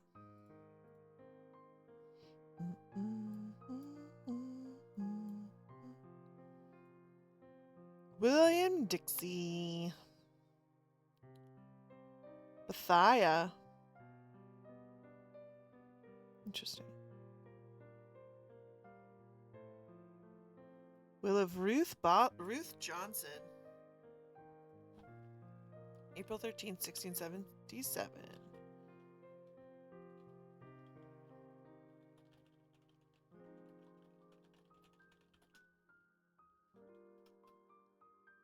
Not 1757.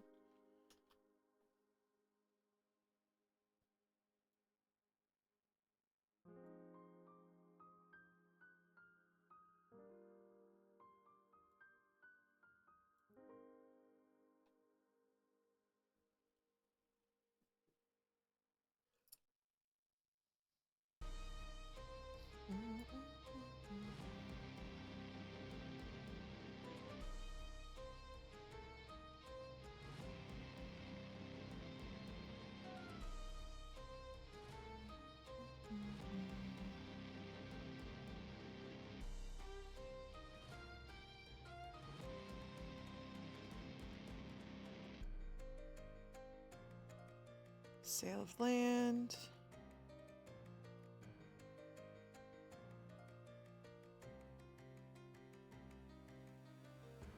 More land.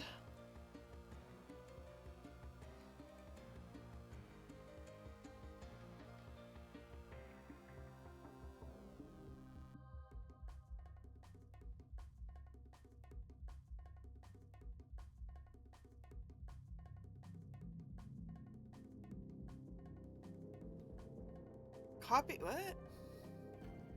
October 31, 1677. October 31, 1677. Copy of an order of the county court at Dover.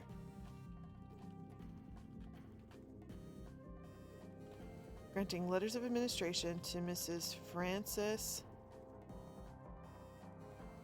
What is that name? Rayner, Reyner, on the estate of John Rayner.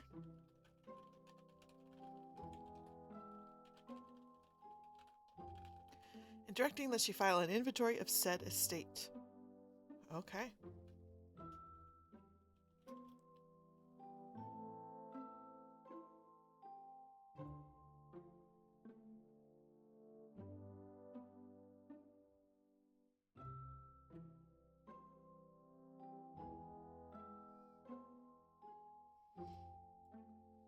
October 15th, 1678.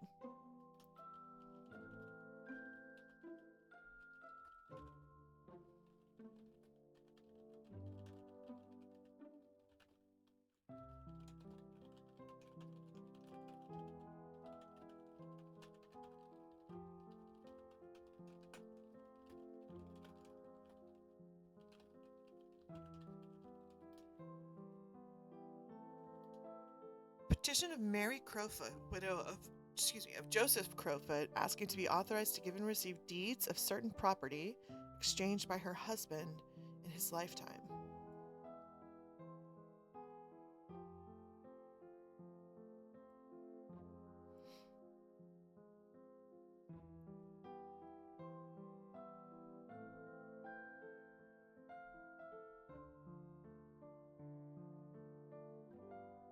What deeds? Here concerning the ownership. What's this one? October.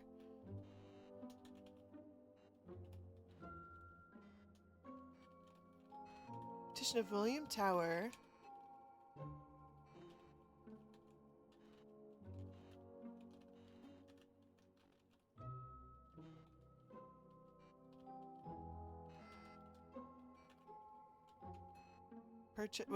Asking for concerning the ownership of certain property purchased by him of Mary Hunter and Ann Carter of Boston.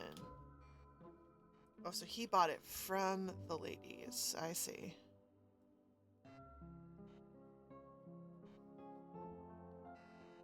Married the widow of John, the eldest son of Governor Endicott.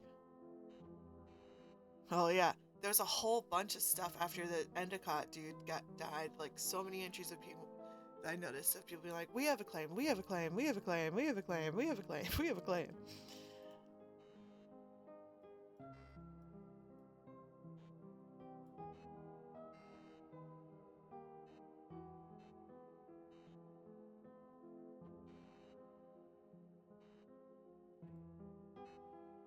October 1678. Petition of Abigail Hannaford.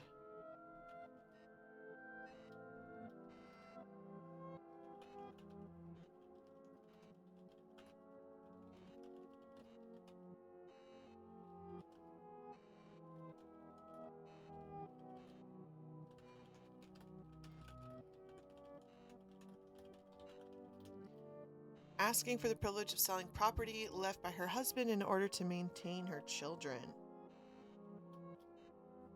1678. So this is just after King Philip's War. Things are not good.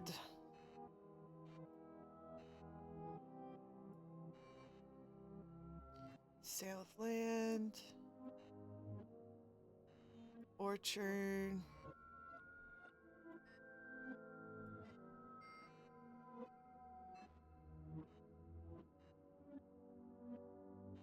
Huh. Ladies having to pay the debts of men after they die. June 4, 1679. Petition of Mary Cooper on behalf of herself and Elizabeth Cooper, executors of the will of Josiah Cooper, asking permission to sell the estate.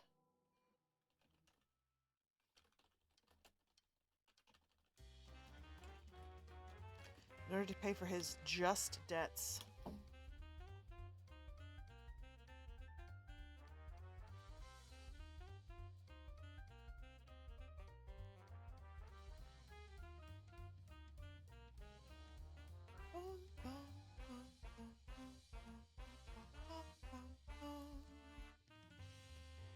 June 10.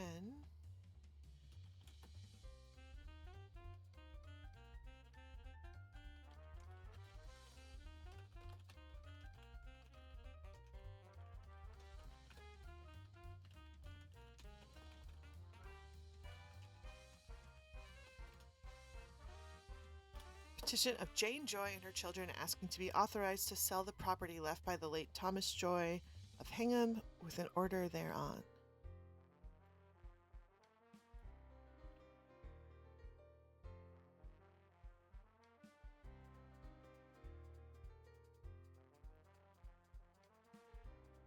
May 30th.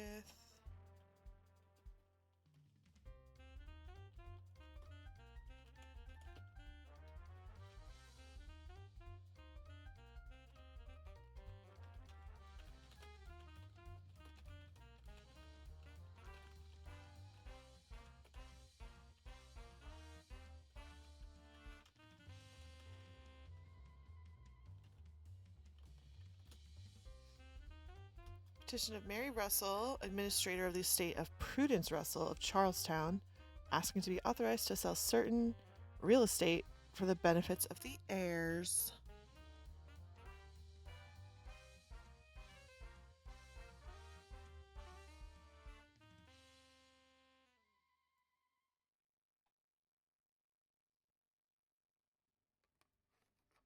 Lots of disputes.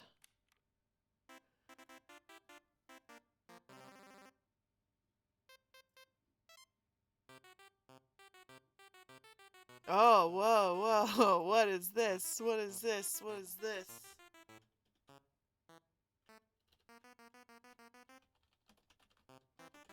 Petition of Ralph King and others guardians of the children of Hannah Blaney, deceased, asking that John Blaney, father of the said children, be prevented from ruining their estate. You need a Real Housewives of 1679.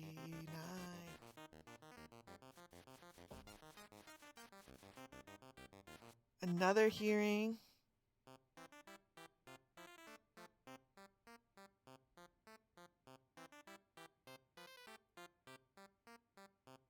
Petitioner Frances Quilter asking that the non-culpative will of her husband be set aside.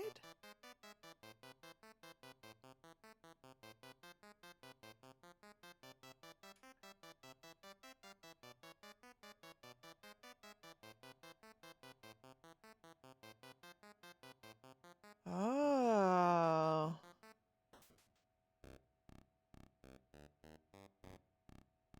So something happened here. Let's see. Address of Frances Quilter. The General Court giving evidences that her husband was incapable of making a will. I'm just going to put all the documents. So we've got 104 through 115.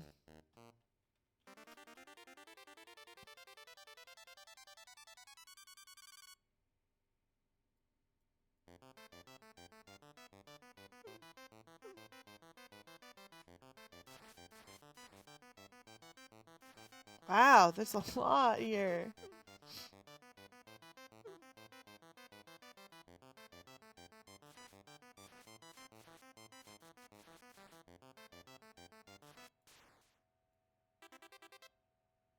Damn, it ended with, oh my god, okay, good, happy ending. June, I wonder who was trying to get it from her. Vote directing that the will of Mark Quilter be considered null and void, and that the widow have the whole estate during her lifetime and be allowed the disposal of half of it at her death. What? When she dies, she can get rid of half of it? She's dead, bro. She's dead.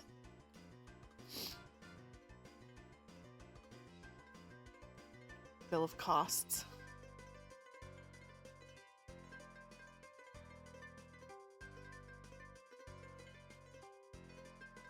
$16.79.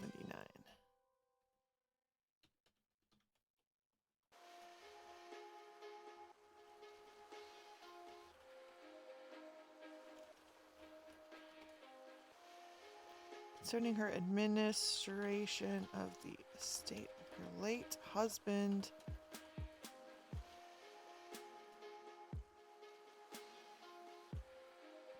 Representation of Elizabeth Davis concerning her administration of the estate of her late husband, Captain Nathaniel Davenport.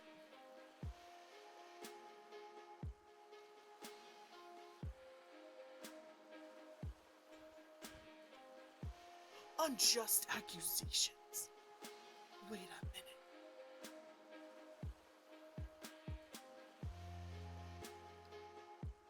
Unjust accusations. The 8th.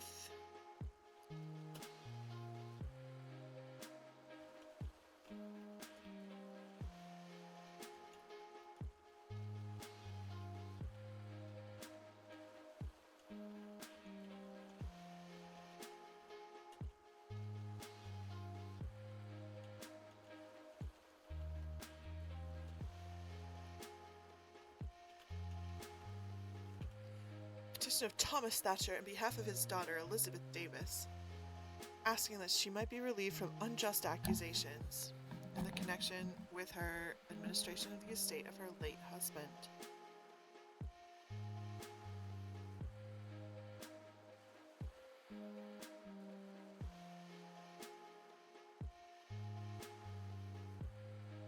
Wow.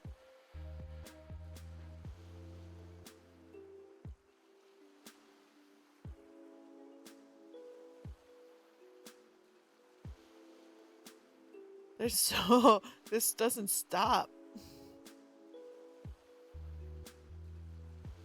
Debts.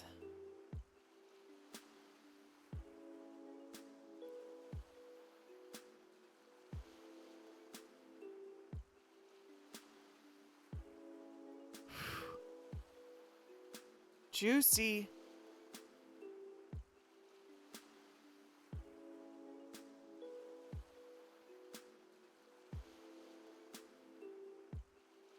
Ooh, Henry Wheeler. Copy of the judgment of the Court of Admiralty in the case of Henry Wheeler of the ship Recovery. Well, what happened there? January 4th, 1678.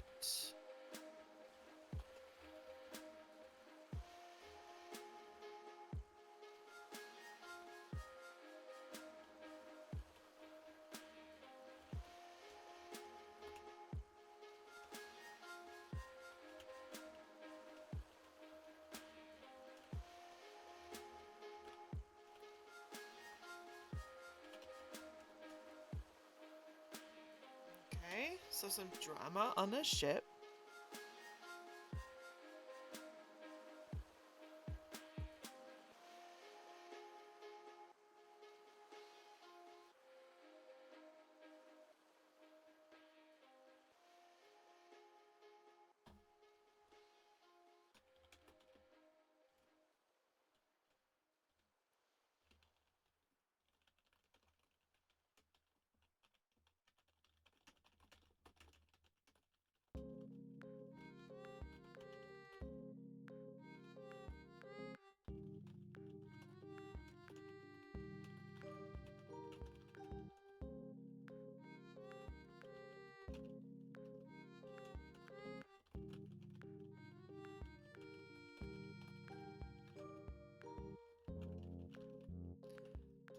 This is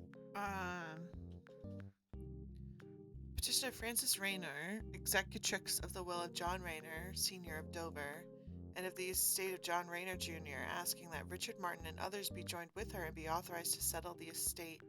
I wonder what that's about.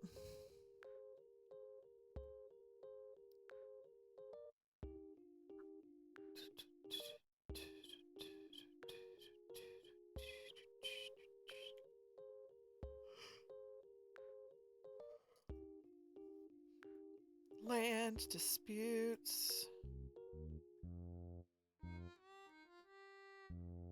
Justinian. Some of these names are so good. Boom, boom, boom.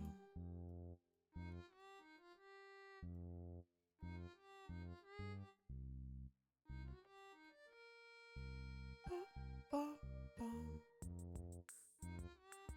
Deposition of Abigail Sawyer, declaring that no deed nor documents had been found among the effects of Simon Onge after his death.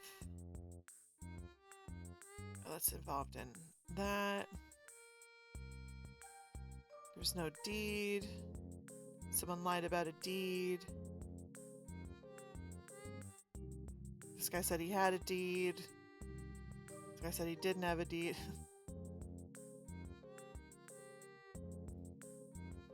October 15th.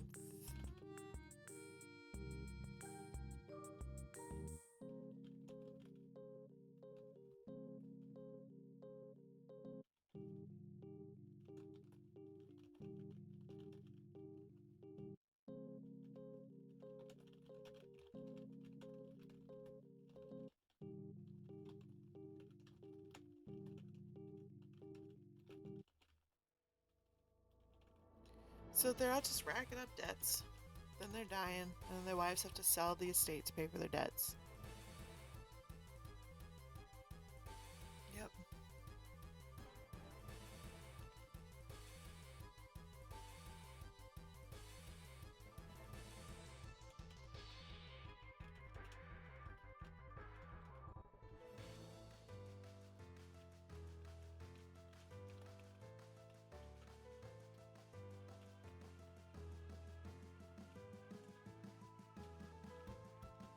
So, petition of Mary Armitage asking for authorization to sell the property of her late husband for her support.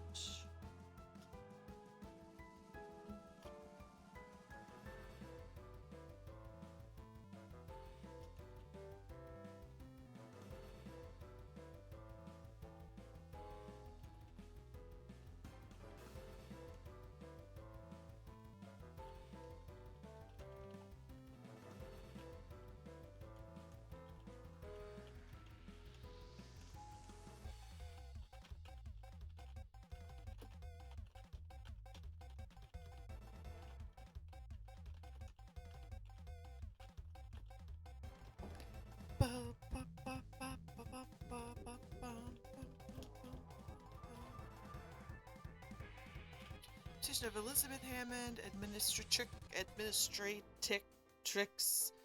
of the estate of her late husband, Thomas Hammond of Cambridge Village, asking to be authorized to give and receive deeds for certain property exchanged by her husband in his lifetime. That's also a little confusing. So they're exchanging deeds during his lifetime, and now she's doing something with it. Petition of Margaret Thatcher.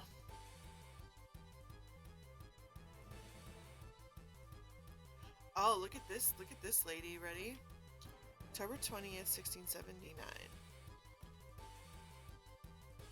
The other thing that's interesting to think about is the calendar they were using at the time. Like October 20th, 1679, I don't think would have happened in the same time of the year as October 20th happens now because of their calendars.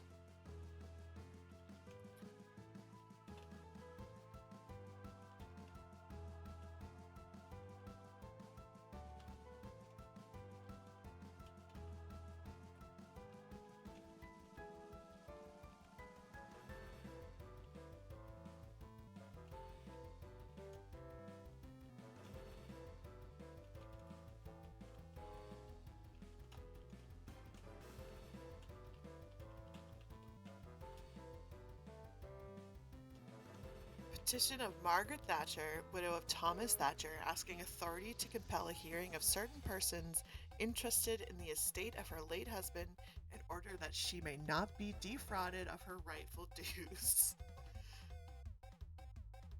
That's so good. Oh no! Petition of, what's this? Asking authority to sell the estate. What is this?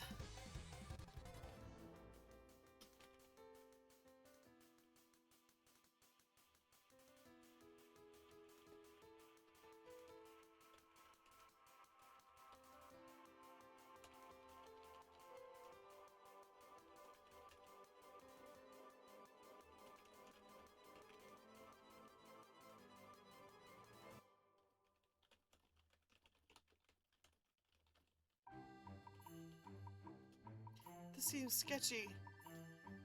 Petition of two men, Jacob Hurd and John Cowell, asking authority to sell the estate of Benjamin and Elizabeth Hurd in order to maintain their orphan child? We have to sell a whole house to take care of one child?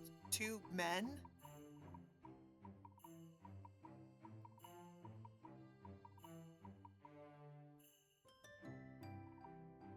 That sounds fishy. Sounds like a land grab. Or a money grab.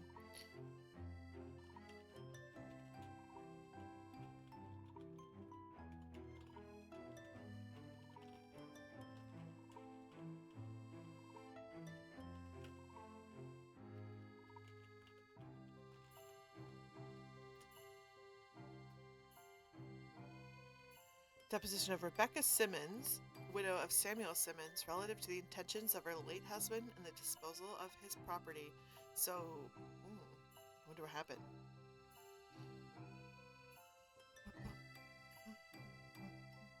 Mmm.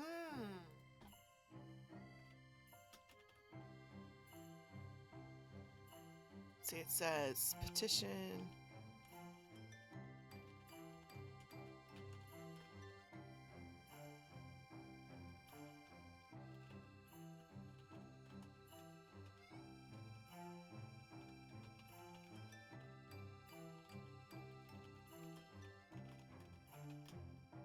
So Rebecca's like, her husband's estate was not administered correctly according to his intentions.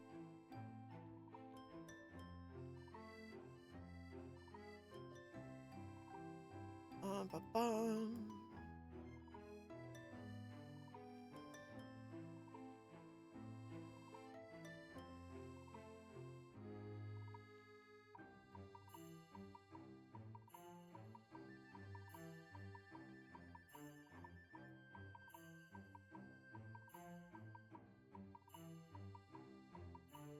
Pass on an act confirming the judgment.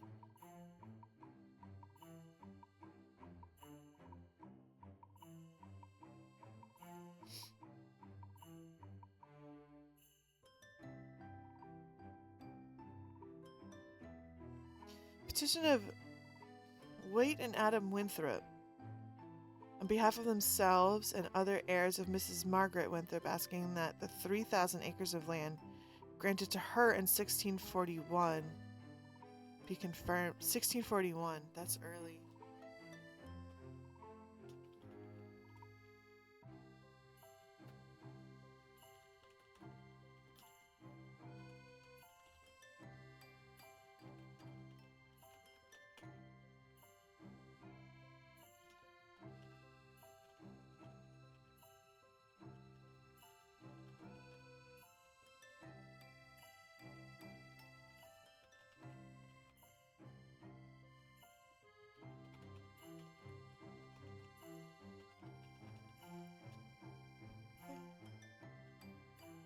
I wonder if that's like a Governor Winthrop's widow.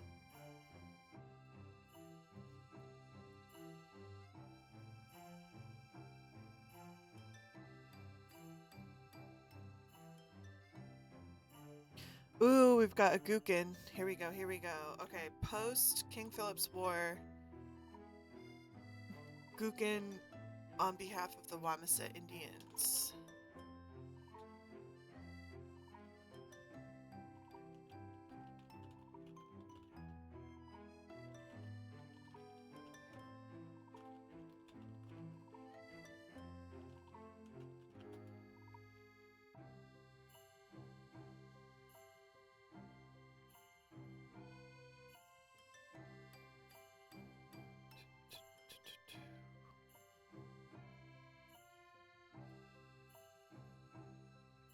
Power of attorney.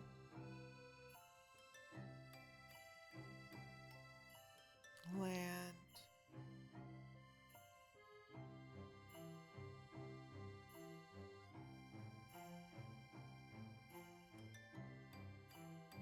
Retrial.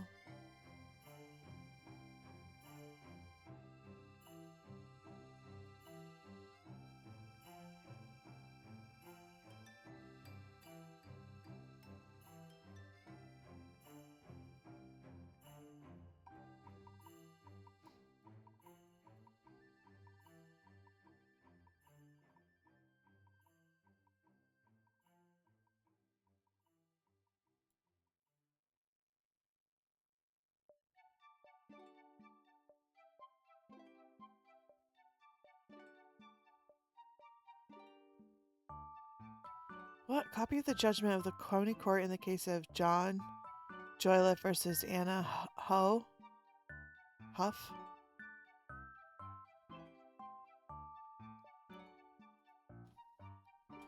April 16th. What? That's a long time.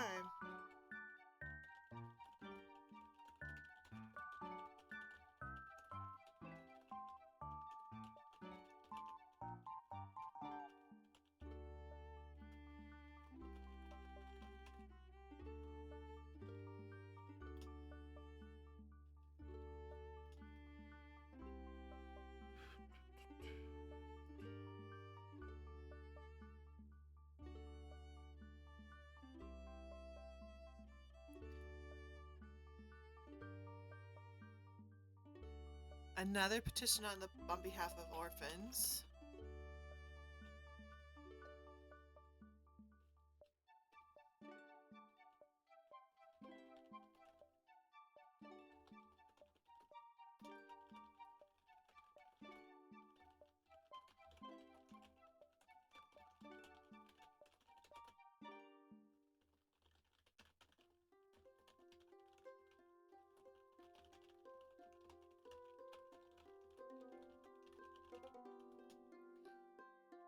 Petition of Philip Smith and others, guardians of the orphan children of John and Mary Smith, asking to be authorized to sell certain real estate for the benefit of said children.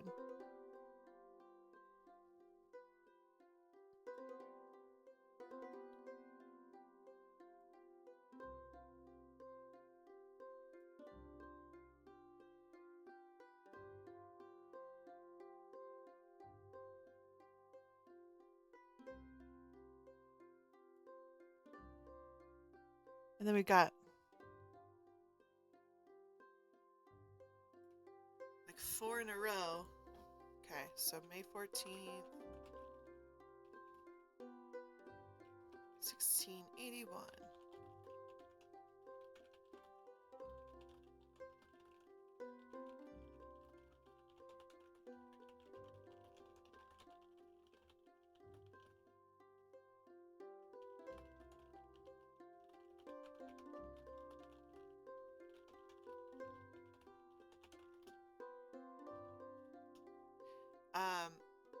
Petition of John Wade on behalf of himself and his daughter, requesting that General Court settle the administration of the estate of his son-in-law, dead son-in-law.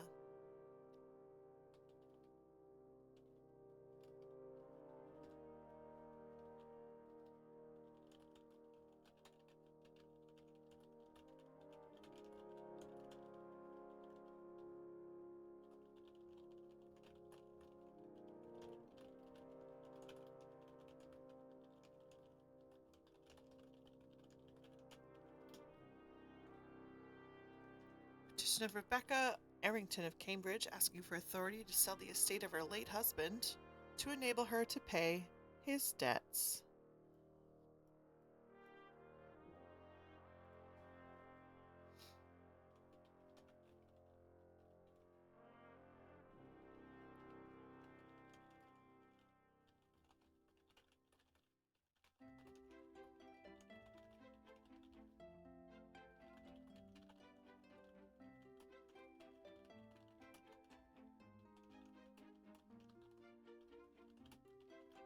Petition of Catherine Bell, widow of Abraham Bell, asking for authority to sell certain property in Charlestown belonging to her late husband. May 17th, 1681.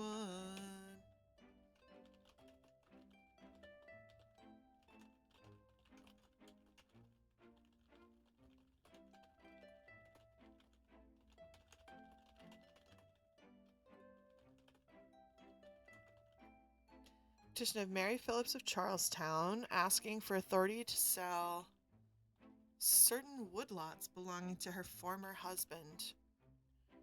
Woodlots in Charlestown. Can you even imagine?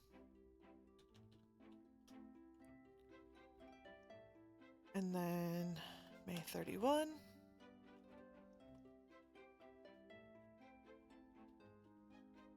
Not 1691, 1681. There we go. Petition Elizabeth Winsley.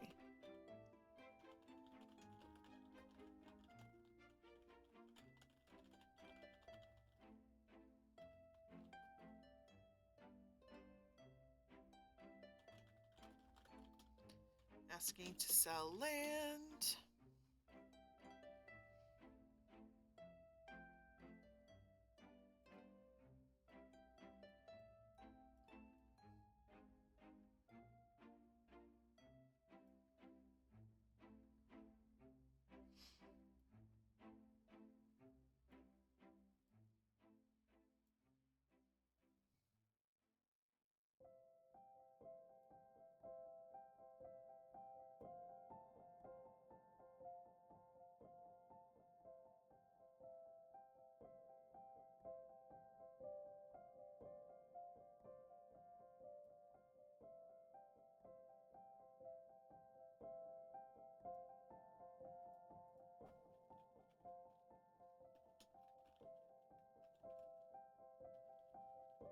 May 24, 1680.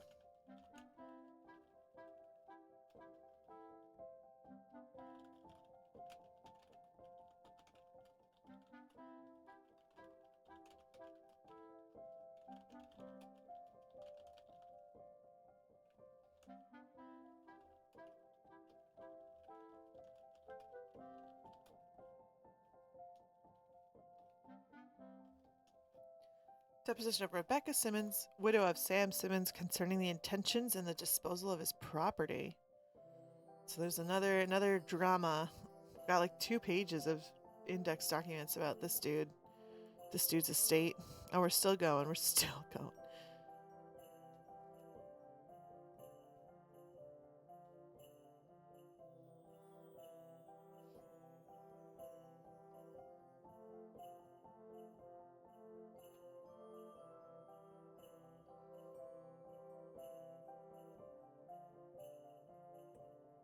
What's this name?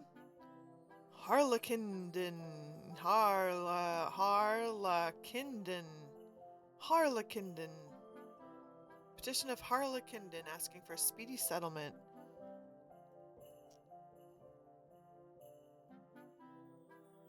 I wonder if it's saucy. Let's add it to the list.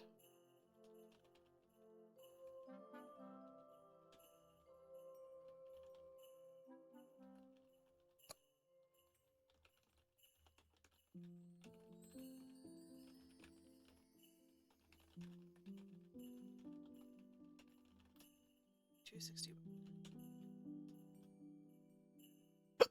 Oh my god, I have the hiccups.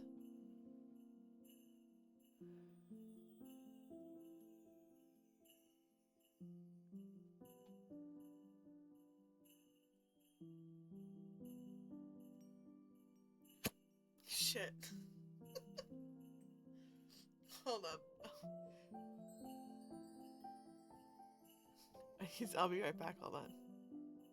Shit.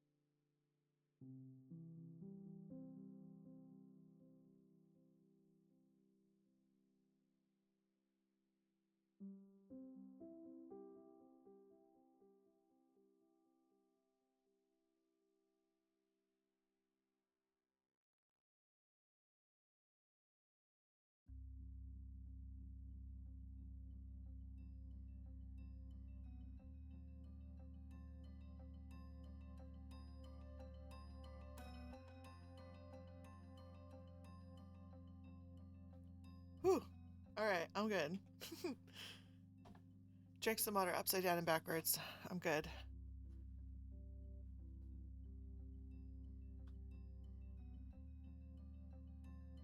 Okay, October 26th.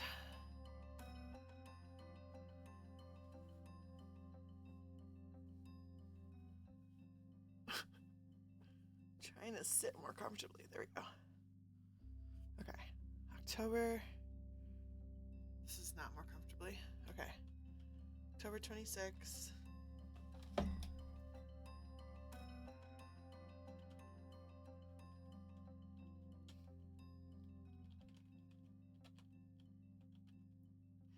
Petition of Lucy Turner, Turnor,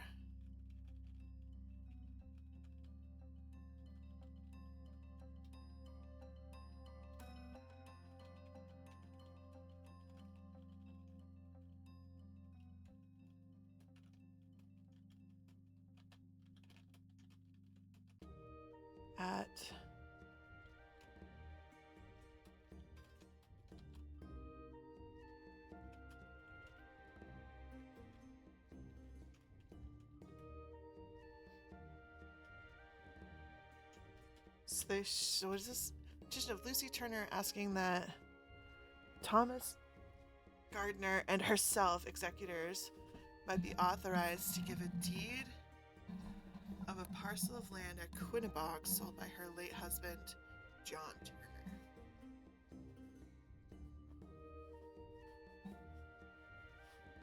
Okay.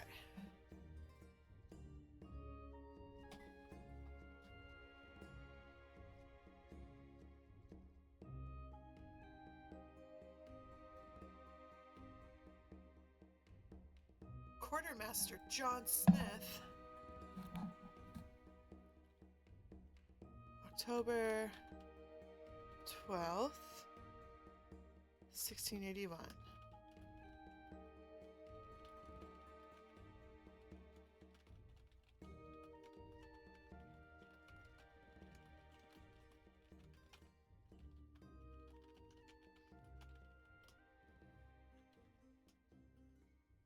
Petition of Catherine Smith asking for authority to sell certain land belonging to her late husband, Quartermaster John Smith.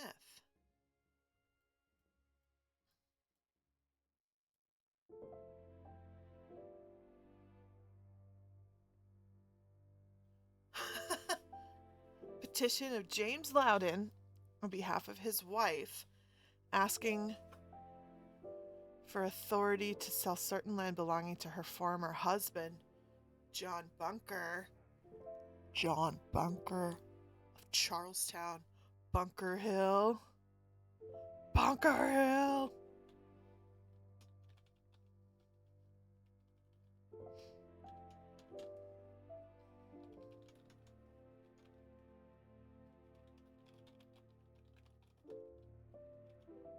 Behalf.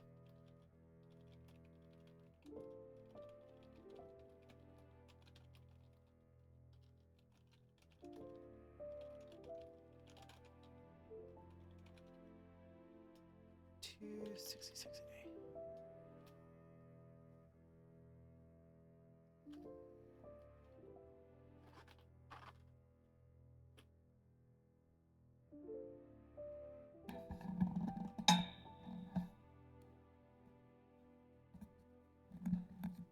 So land had been taken.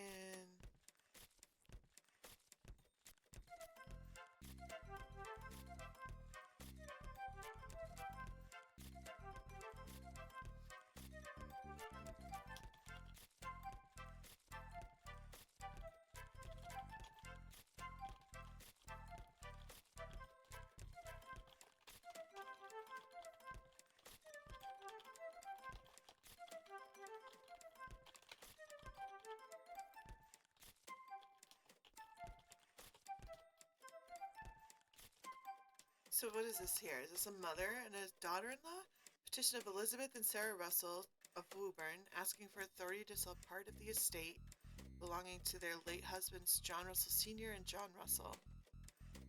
Must be, yeah, it must be.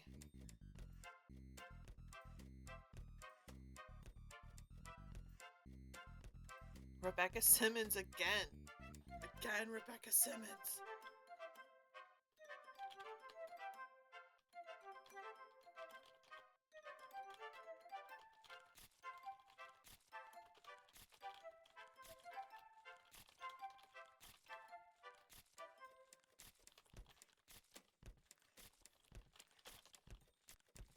She just puts it off on the sons. Petition of Rebecca Simmons asking that the administration of the estate of her late husband remain in the hands of his sons.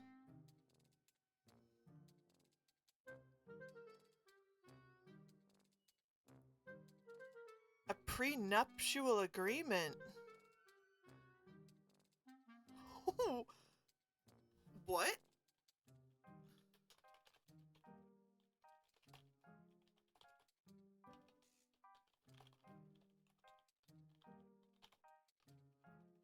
Copy of the prenuptial agreement. That's a weird, I didn't know that's how you spelled nuptial agreement between Sam Simmons of Ipswich and Rebecca Worcester. Her name is Worcester? Oh, this is fun. List of articles. October 13th. List of articles purchased by Mrs. Rebecca Simmons and charged to this estate.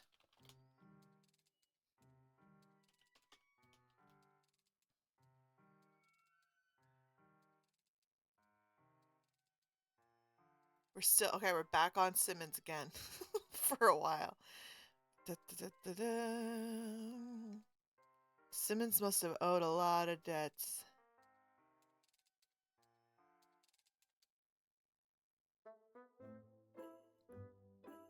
Report of the condition of the houses and wharf formerly belonging to Benjamin Ward. That sounds interesting.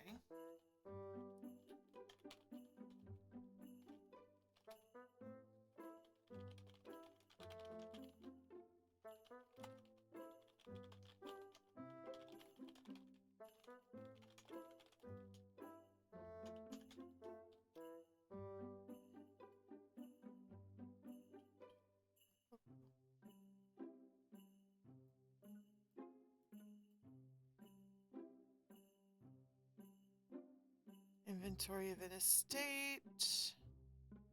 Actually, you know what? It's 12 o'clock. This is a good... I'm on a start of a new page.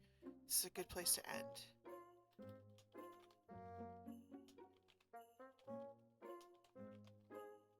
Starting on image 802 for next time.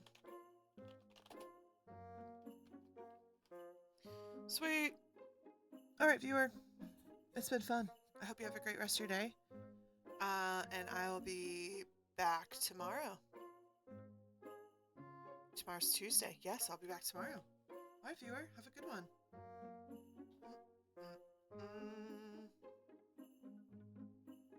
What do I have to do? Oh, yeah. It's been a while. You don't know the power of the dark side. Tilly, make the jump for hyperspace. You are the weakest link about. Bert?